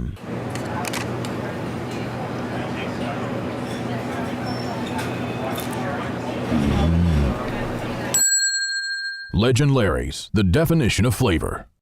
Wingism number 2, the Joker. Then our dad walked in. Dude, we're done eating. Use a napkin. Serious? Yeah. Are you serious? Yeah, I'm serious. Why so serious? Legend Larry's, the definition of flavor. Top of the 5th inning here in Sheboygan. Jordan Lorenz, Mike Martin on the calls. It's a 12-5 lead for Sheboygan. The A's with 9 hits. Chicago with 7 hits. 7 hits, but only 5 runs to show for it. 3 runs against Chicago. That is a big key here in this ball game. Bill Wagner, our field announcer, pointed out to us that it's the last 2 innings the A's have left the bases loaded, but we can cut him some slack for the 3rd inning because he already had 8 runs. But Boy, you called it there, Jordan. Golden opportunity to expand on the lead. Not often you'll see this team with the bases loaded, no outs, and then leave them empty. Don't get any runs to show for it, but that is exactly what happened in the bottom half of the fourth. A little delay on the field as the umpire was over talking, and then he's going to clean up home plate, so we're able to see it. So many A's are scoring, that plate became dirty. That's what happened. Top of the order for Chicago bowling. He's got a great arm in center field, and the first pitch to him.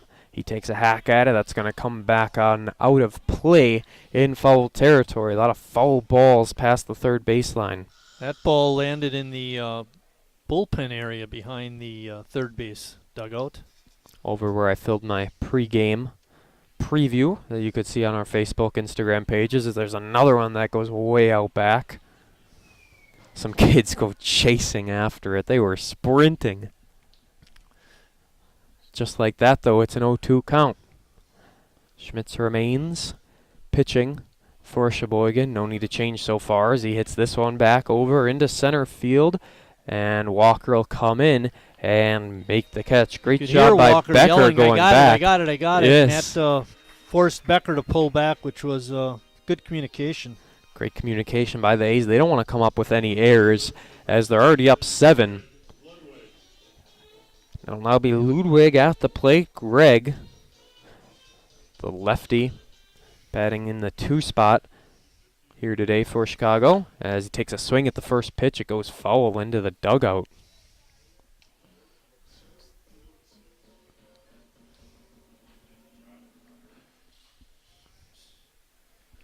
Schmitty's allowed 6 hits so far, according to my count. Didn't give up a single hit in that 7 first hits. appearance. 7 hits he gave up. He's given up so far. Didn't give up a hit or a run in game 1 on the year, as this is a low ball to make the count 2-1. One thing that shows me that the Rippers are a pretty good hitting ball club is Schmitty has only struck out 3.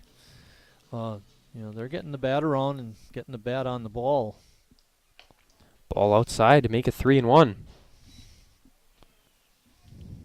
Who do you want, Denny? Yeah.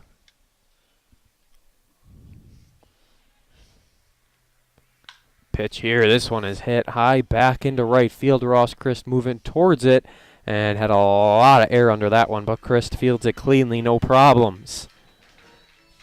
2 outs in the inning, a chance for a 1-2-3 top half of the 5th. Schmidt's pitch count definitely getting up there, but he's making the most of his day. A's don't want to use up all their arms if they don't have to. They've got 3 more games coming up. As far as he can go. Absolutely. To save the pitching. They have 3 more games left. You never know. They aren't all going to go like this. 7-run lead for Sheboygan. Next pitch is in, and the first pitch swinging. Going to go back is Stellmacher, and it's going to end up out of play as Neese tried to go in on it as well. The way Neese came over, I thought he had a play on it. I think Stellmacher kind of lost it in the air, and then Neese was leading the charge, but ultimately lands out of play. And it's an 0-1 count to Kuda. Well, it would be nice to get this guy out and have Arnold lead off the next inning instead of batting with someone on base. Mike Kuda takes a hack at this one, ends up foul as well. Bounces into the general admission area.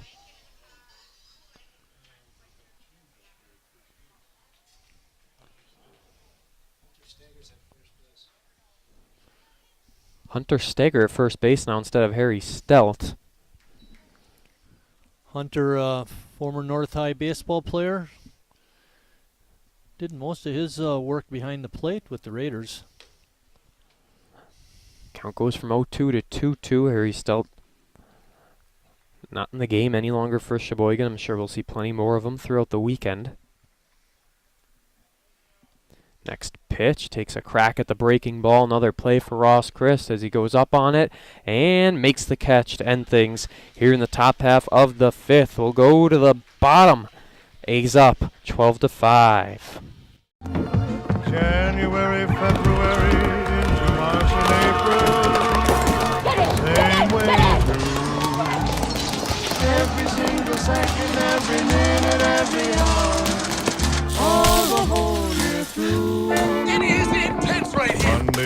Tuesday, Wednesday, Thursday, Friday, Saturday, Sunday, Monday, Tuesday, Wednesday, Thursday, Friday, Saturday, and Sunday. That's a lot of lemons. Well, you know what they say when life gives you lemons. We know the saying, Mark. New Bud Light Seltzer Lemonade, packed with lemonade flavor after a lemon of a year. Wingism number 3, the Peter Heater. Oh, so hot. Oh, so hot! Legend Larry's, the definition of flavor. Wingism number 4, Tea Time. What are you, having tea with the Queen?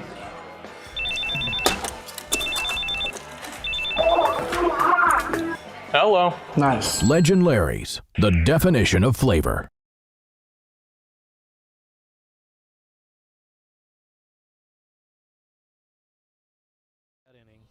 Then in the second inning, The A's 3-1 on the year. They're leading this game Yeah, 12-5 was, for Sheboygan. They beat Manitowoc Stelz.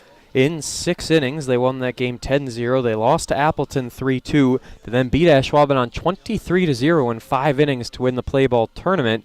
And now at the end of things, they ended up beating Kewaskum by a score of 8-4 just a few days ago on Thursday.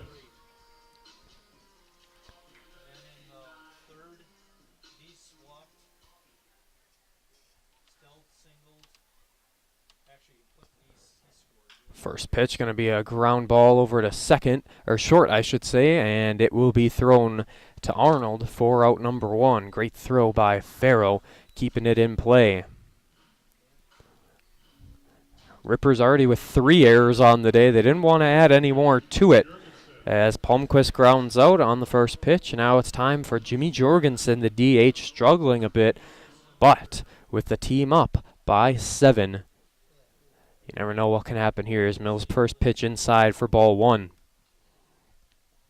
1-0 is the count to Jorgensen. If the A's are able to score 3 runs here in this inning, that would be the end of things as there's a single up the middle and Jorgensen safely reaches base. 1 on, 1 out for Sage Stellmacher, the A's catcher. He has been having himself a mighty fine start to the year. 3 hits in the ball game against Kewaskum. That one on Thursday night. Stellmacher had 3 hits, as did Walker. Zach Risen had 4 hits in the 8-4 win for Sheboygan. Mills now working out of the stretch, and Stellmacher takes strike 1 inside. 0-1 is the count. Jorgensen on first. Stellmacher at the plate. Takes a ball missed high. That'll even the count up at 1. Our second game listed for roughly 7 o'clock, but it'll be approximately 20 or 15 minutes, give or take, after this first game ends. The way this one's going, our first game could go well past 7. At the end of the day, you never know. Ball way outside to make the count 3-1. It was a 4-run first inning for Sheboygan. They gave up 3 thanks to an Arnold 3-run shot. The A's then went on top 4-3 after trailing 3-0. As this pitch is hit up high over, and Gaffino will be able to make the catch for the second out of the inning. Could be a very quick moving inning for Sheboygan. Anyways, they trailed 3-0. They led, then 4-3. It got all tied up at 4 in the top half of the third before an 8-run third inning put the A's at 12 runs on the day. Chicago scored one in the top half of the 4th. But ultimately, the score is 12-5. Ball outside there to make the count 1-0.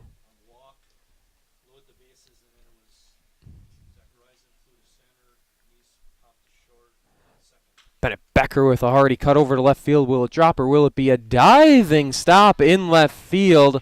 What a play. Laying out was Ludwig. Made a mistake early in the game, cost his team 2 runs, but he has been lights out since. Let's head to the 6th inning, why don't we? 12-5, Sheboygan A's lead. Modern air conditioning, keep inventing new ways to make you comfortable. Carrier, turn to the experts. For your heating and cooling needs, call Advanced Comfort Systems, Sheboygan's only Carrier Factory authorized dealer.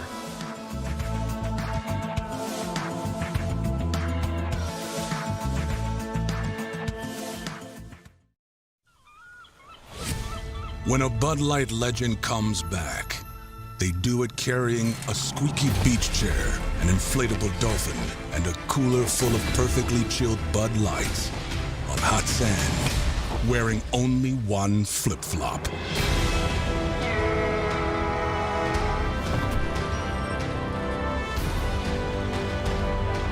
Welcome back, Bud Light legends.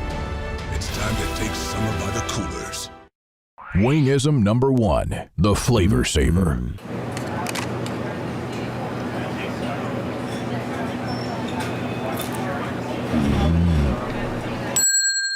Legend Larry's, the definition of flavor. Wingism number 2, the Joker. Then her dad walked in. Dude, we're done eating. Use a napkin. Serious? Yeah. Are you serious? Yeah, I'm serious. Why so serious? Legend Larry's, the definition of flavor.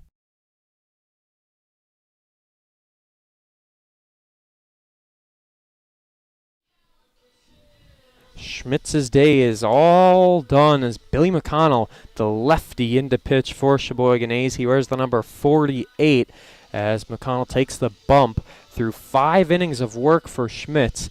Gives up 7 hits, 5 runs at the end of the day. Those his first hits and runs given up on the year. As we said, struck out 6 in his first performance, his first start, I should say. That was a 3-inning, no-hit, no-run game. All right, here's a line on Eric. He had 85 pitches, went 5 innings, gave up 7 hits, 5 runs, all of them earned. No walks, 3 strikeouts, did allow a home run. Good performance.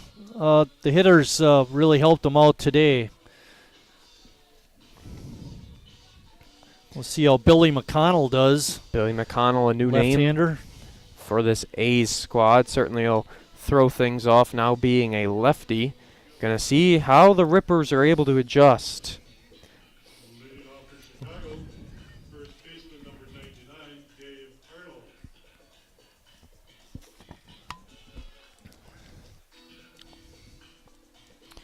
Arnold, a big guy, plays first base. Hit a long home run back in the first, a 3-run jack, and showed good mobility on that over-the-shoulder catch down the first base line. I think it was maybe Harry Stulte robbed the hit. Yeah, Harry Stulte back in the 4th. 2-0 count right out of the gate. Great eye from Arnold. You know, he's just got that build of just a good big league first baseman. Who does he remind you of, guys? Going into the Hall of Fame. Ooh, fouled one off his own leg. Big Papi? Oh, you're awesome, baby. The other 2 guys down there are scratching their head. They couldn't figure it out. Come on, guys. David Ortiz, the first ever baseball bobblehead I got. I got him at a Timber Rattlers game once when I was younger. Oh, really? Oh, yeah. Cool. Love the guy. 2-1 count. Bill, you awake down there? They're ignoring us. Well, just me. They're not ignoring No, us. just you. He's very active in that batter's box. I mean, those things are completely gone. All the white paint, all the chalk.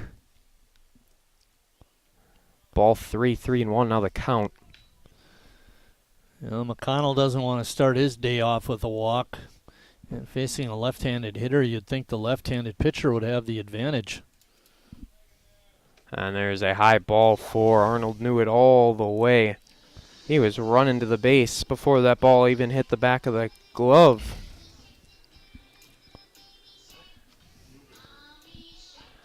Oh.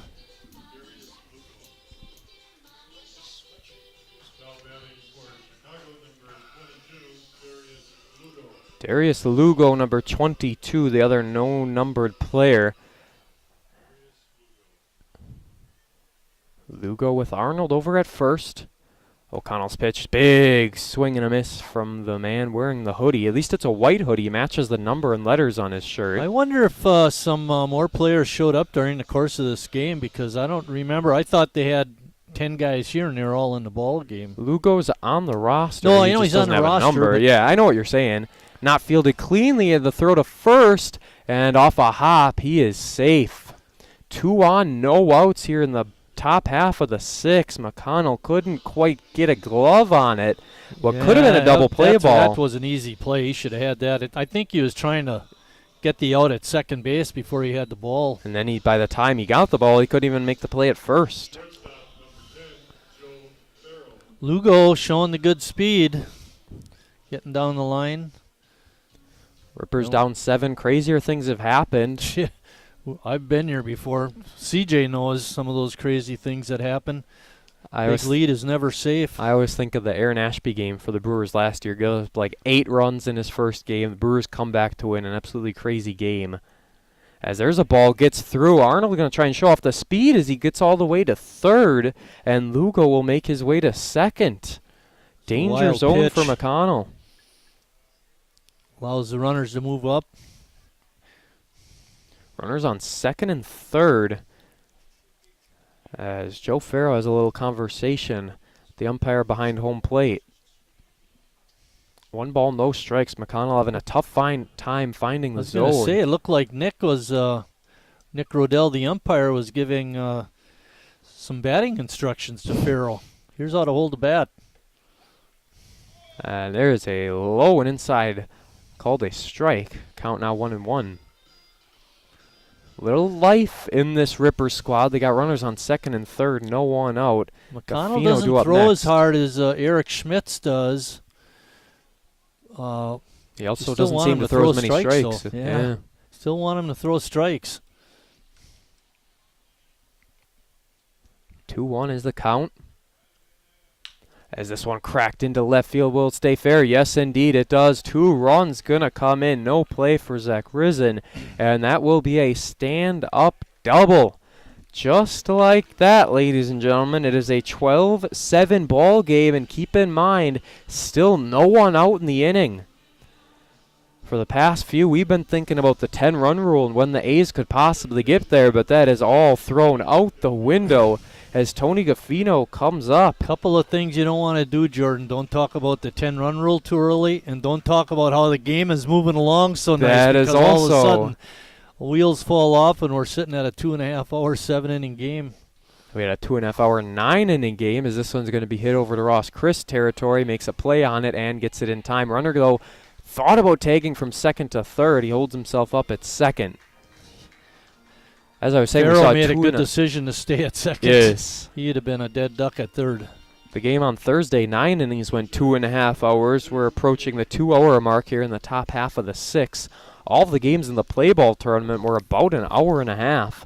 Those were 7-inning games. Yeah, those 7-inning games just cruised along, which was really nice. We're seeing an 18-hit 6-inning game here. 19 runs scored as this one fouled back. Might stay in territory. No, it doesn't. That foul ball just barely made the netting. Mills, who is listed as the designated hitter coming in, came in a relieving role for Gonzalez. Christian Gonzalez made it through just 2 1/3 innings. Mills has been relieving ever since. He's now at the plate for the first time in a while. 0-1 count. Following the foul ball, runner at second takes a big swing and a miss. Yeah, not a good swing that time, Jordan. He pitch was guessed in the dirt for one thing. Yeah. It is a big change of pace, though, coming from Schmitz to McConnell. McConnell doesn't move as quickly, doesn't throw as hard, as you mentioned earlier. Next pitch, low. Great take by Mills. 1-2 to Mills. Jake so far today is 0 for 2. Big time pitch, ends up outside, count now 2-2. The A's got their first out of the inning. It was a fly out to Ross Christ. Farrow stayed at second. He thought about taking to third. He didn't. Farrow, the reason 2 runs have come in the inning. Rippers have scored in the first, third, fourth. And now here in the 6s, there's a swing and a miss, and Mills goes down on strikes. Big confidence booster for McConnell, who gets the second out of the inning. You know, it's amazing when you get a pitcher like McConnell following a faster pitcher like Schmitz. It's hard to adjust, and you saw it right there. That pitch was just there, ready to hit, and you're used to seeing the fastball from Schmitz, and you just swing too quick. One would think it would be an easy adjustment to make, but Trust us, it is not. When you go from a hard-throwing, quick-moving pitcher to someone who moves a little bit slower and doesn't quite throw as hard, it's not as easy as you think. Cano still had trouble finding the strike zone, however. He starts this batter off with the ball. Everyone's favorite, Mike Martin at the plate. The catcher is, he hits this one. Might stay in play. What used to be Hunter Harry Stelter Steger at first hustling base over, but, couldn't quite get there. Either him or Stelmacher could get to it. The on-deck batter could have made that catch, though. He was right there. Probably wouldn't have even had to move. Problem was he didn't move for the other guys to catch it. He knew what he was doing. Having a little conversation with some of the fans here in attendance. 1-1 count. Chicago, they travel well. We saw a few Rippers fans. There's a strike call, make it count 1 and 2. We saw That some was a Rippers good fans pitch, travel Jordan. with them. Breaking ball low in the zone. Chance to get out of the inning, only giving up 2 runs. McConnell the pitch, low and outside. Ball 2. Farrow having a lot of fun out at second, running back and forth. Getting a workout in. Right, and down 5. You know, he should not be stealing third. He sees something that we aren't. This is a pitch, a hittable pitch, and it will go over to Palmquist, makes a few steps, and takes the grab right into his glove. However, the Rippers score 2, 12-7 now the score as we head to the bottom half of the 6th.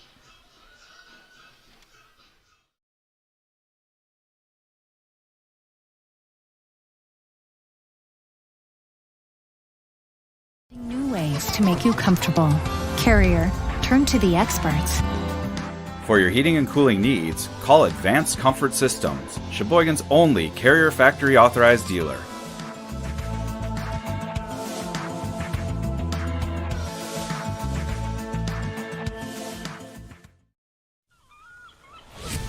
When a Bud Light legend comes back, they do it carrying a squeaky beach chair, an inflatable dolphin, and a cooler full of perfectly chilled Bud Lights on hot sand, wearing only one flip-flop.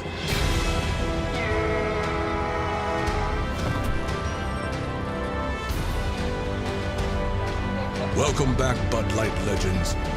It's time to take summer by the coolers. Wingism number 1, the Flavor Saver.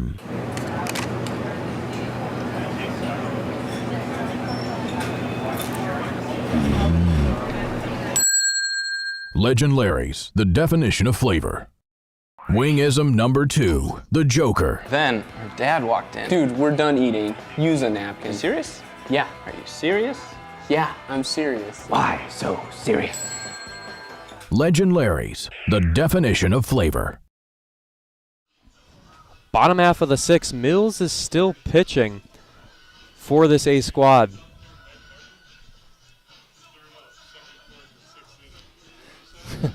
No, Bill just informing us that my namesake, catcher for Chicago, Mike Martin, made the 3rd out in the 2nd, 4th, and 6th inning.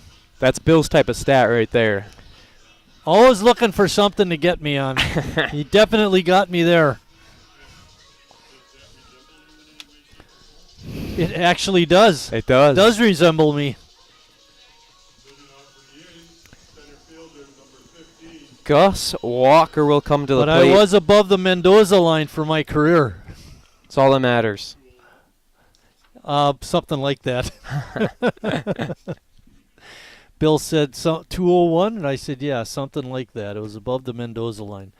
Mario Mendoza was a major leaguer who hit under 200 for his career.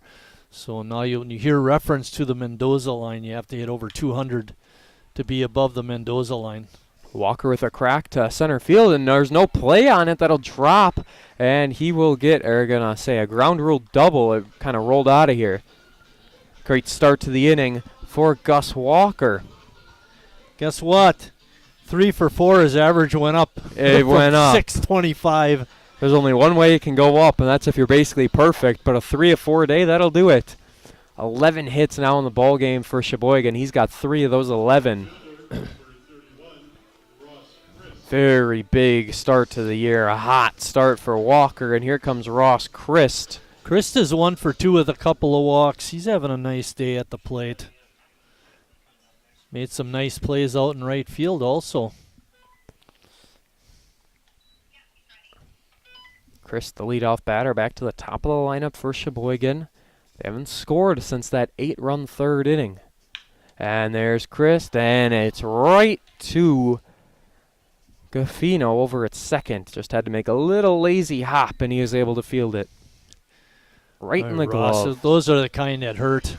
Yes. Hit the ball really hard. Cooper Gussie getting an at-bat. Cooper Gussie at the plate for Sheboygan. First time he'll be getting a swing and a miss on a high inside pitch. He was probably swinging no matter what on his first pitch as he did just that. Second pitch coming to Gussie. He takes another hack at this one, swinging at everything so far. Falls behind 0-2.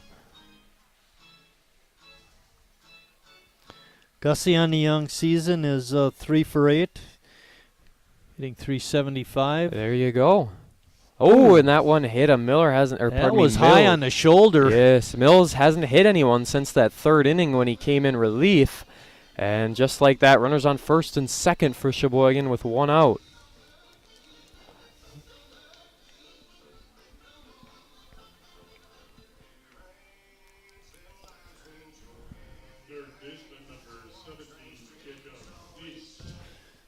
CJ, why don't you talk to Jacob, see if he can pick a different walk-up song. Are we going to have to struggle with that his whole career?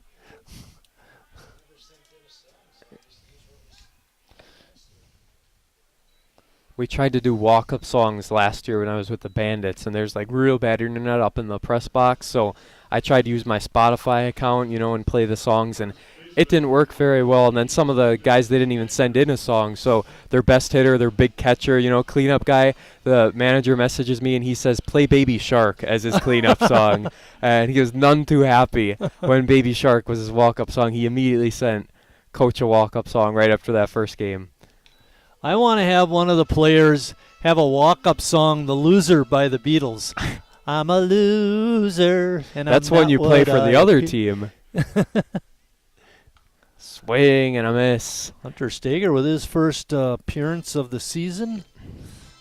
Played a little bit last year with the A's after his Legion season.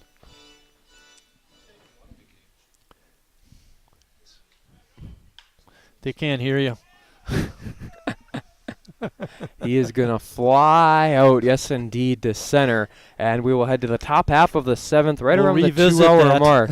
We will indeed Kidding. revisit Hunter Steger. We'll get it all figured out in the top half of the seventh.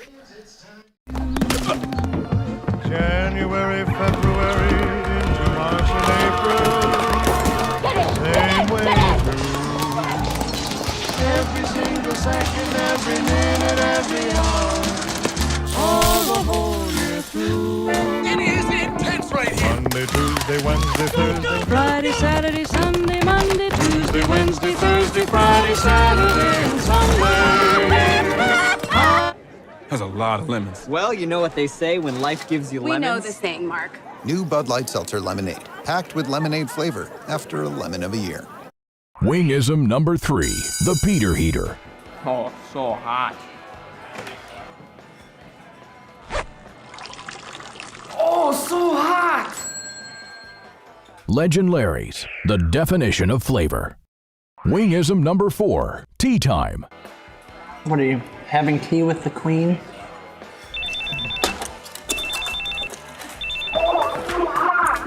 Hello. Nice. Legend Larry's, the definition of flavor.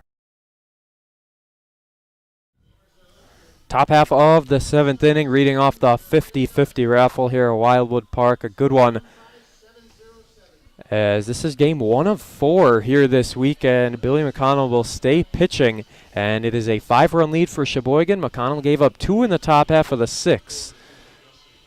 Revisiting Hunter Steger, this is his 3rd game played this season.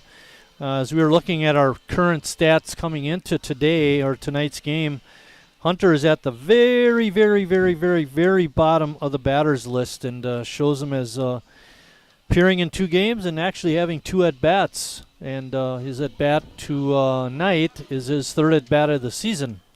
Coming into this year, he had a 111 career average with the squad, and now it's the top of the order for the Rippers. Bowling will lead it off. We have said his name quite a bit tonight. Mike Bowling, the center fielder. He's done a lot of good for the Rippers in a game where they have quite a few sore spots, as that one's very inside for ball one.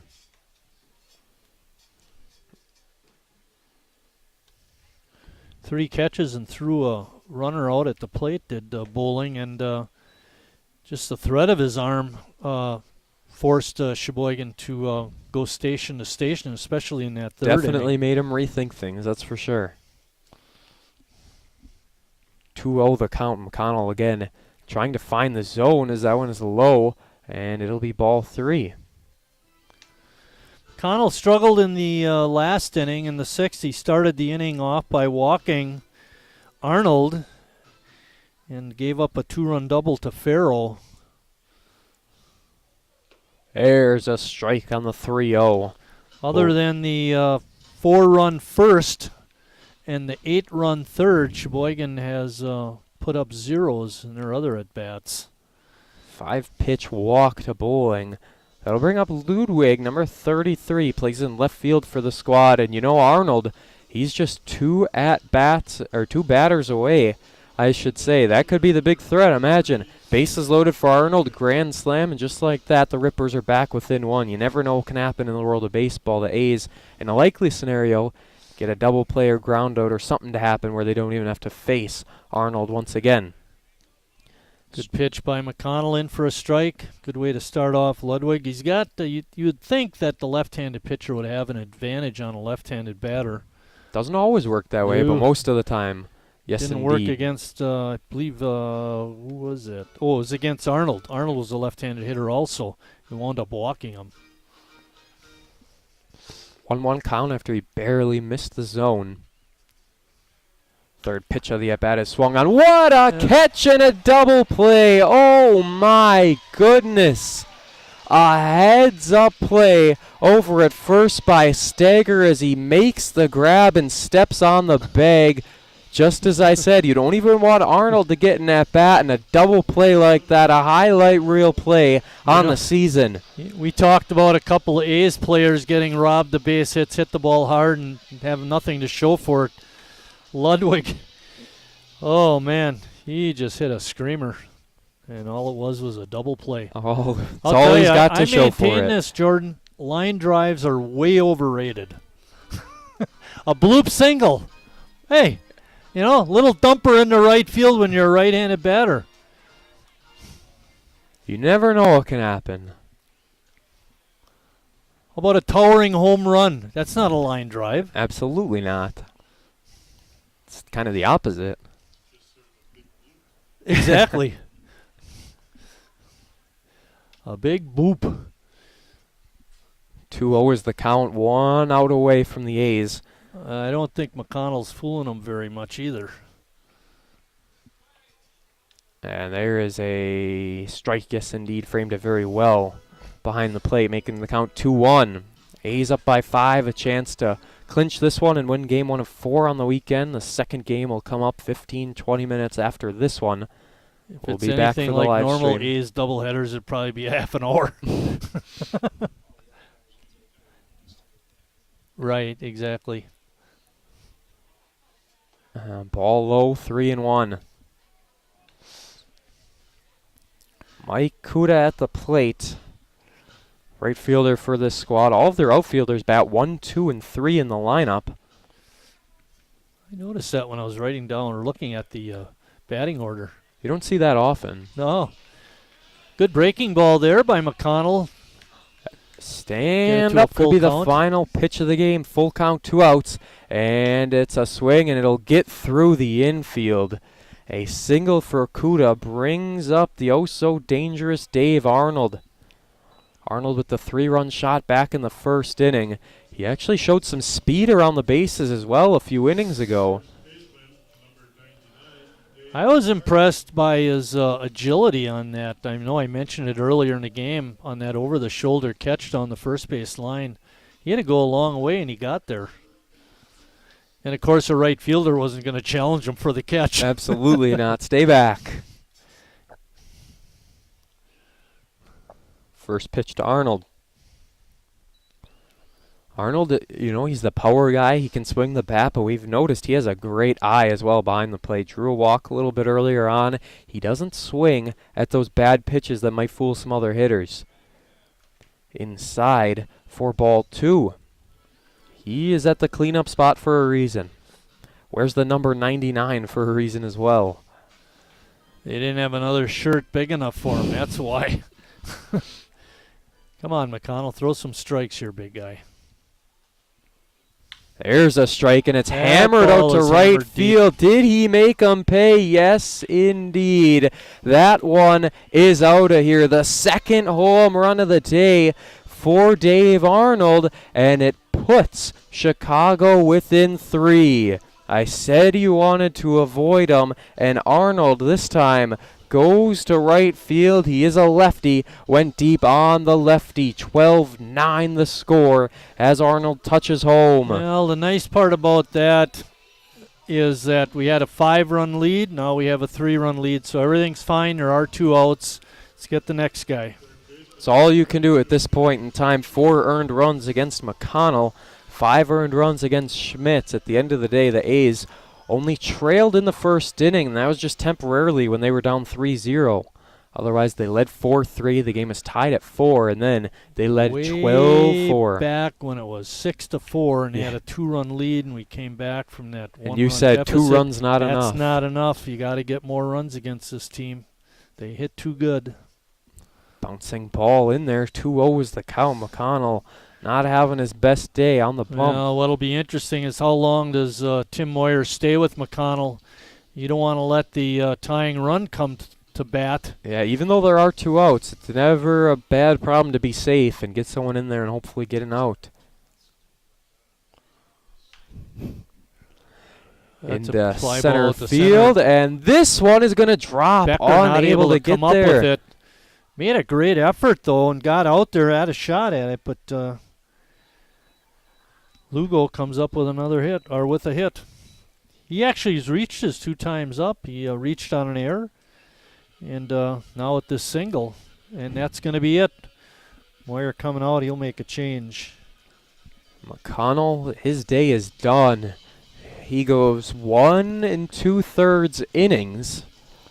And there will be a runner on first. He is responsible for that runner. New number coming in for the Sheboygan A's as they're up 3. Our second game will happen. 15-30 minutes. We'll give them a wide range. You never know how long it could take as Noah Emery, number 49, comes in for the A's. Emery, a big-time arm. He has been pitching well so far this year. He started 1 game. He went 5 innings, gave up 6 hits, 2 runs. Both of those were earned runs, so he's coming in with a 3.6 ERA. Struck out 4 in the first game we saw Emery pitch. Noah Emery started a game. Now he'll come in for relief. He'll get a few pitches under his belt, and he'll be all ready to go. I'll tell you, Jordan, we don't see guys with the kind of power that Arnold has. No. That's that Chicago power. Those weren't cheapies. They were out of here. You mentioned that first home run was actually close to the deepest part of the field. Oh, yeah. It was just a little to the left of the flag, but still. And this one was just to the left of the scoreboard. So the Rippers, again, we don't know a whole lot about them, but they played in a tournament in Las Vegas earlier this year, March 5th through 7th. They went 5-1 in the MSBL Las Vegas kickoff. They were 5-1. The only team they lost to was the Fresno Grizzlies. They ended up beating them handily 18-3 in the championship when they played them again. In that tournament, they put up 65 runs in 6 games. I mean, these guys can hit, and thankfully for the A's, they were scored 12. I'll give you some numbers for Billy McConnell. He went 1 2/3 innings. He gave up 4 hits. His run situation is not done yet. He's responsible for Lugo on first base, but he has allowed 4 runs so far. 3 of those are earned. He walked 2, struck out 1, gave up the home run to Arnold. Noah Emery, the big-time arm for Sheboygan A's. He's just got one out yet to get, and this will be history in Game 1 of the doubleheader. A 4.21 career ERA with the A's. This is third season. Emery, a graduate from Marian University, used to pitch there. Strike one, beautiful first pitch. And here we talk about that variance from fast pitcher to slow pitcher. Now we get Emery, who's much quicker than McConnell, and the Rippers are going to have to make an adjustment for that now. 6'5", 220 is Emery from Hubertus, Wisconsin. I don't know where that is. Hubertus, I believe, is in the Madison area. Madison area. 0-2 count, a chance to get out of it in 3 pitches. See if he can strike him out easily. Wind begins to blow a little harder here at Wildwood Park. 0-2 count, the pitch, and it just missed outside. Ooh, the faithful here, not a fan of that call. We'll do it all over again. The count 1-2. Farrell at the Hubertus is plate. west of Milwaukee. A Milwaukee area, all right. And this one will get through the infield. Yes, indeed it does. Emery's not done quite yet. Runners on first and second now. Man, another hit for the run is Rippers. at the plate. I didn't want to say it. Just reporting. Just the facts, please. Just the facts. We've got an attendance today of 254 here for our first game. Beautiful attendance for Game 1 of a doubleheader. Thank you, Scott. We hope to see the same. You're awesome, baby. Coming up tomorrow, Meyer Family Day. Hope to see families, kids in the house. Emery's pitch. This one will be in Ross Christa's zone, and right field will drop foul. Yes, indeed it does. No chance to play it. Oh, that would have been bad. If that thing would have dropped fair, that certainly one run would have came in. And with 2 outs, these guys are running no matter what. Yeah, Lugo's taking a good lead at second. They're pretty much ignoring him. His run doesn't mean anything. What Sheboygan needs is an out. Tony Gaffino at the plate, swing and a miss on a high pitch inside. Emery once again just 1 pitch away. Emery bringing the heat, and he's got a good fastball, and that was a great spot for that fastball, by the way, up and in. Left it high, yes indeed. Up and in, 1-2 count, 1 pitch away. Emery inside, this one a little bit too high, but basically tried to go for the same spot. Count evens up at 2. 12-9 our score. This is the tying run at the plate in Tony Gaffino. Second baseman for the Rippers, trying to rip one through and score a run, if not all 3. The pitch, he hits it out into right field. Ross Crystal come up, and the hat falls, and he's able to make the catch. 12-9, the final here in Game 1 of 4 this weekend, but we got one more game coming up yet tonight. Stay tuned. The live stream will begin in 15 or so minutes as we cover Game 2 in the series. We'll recap Game 1, then 12-9 the final here in Game 1. A's come up on top.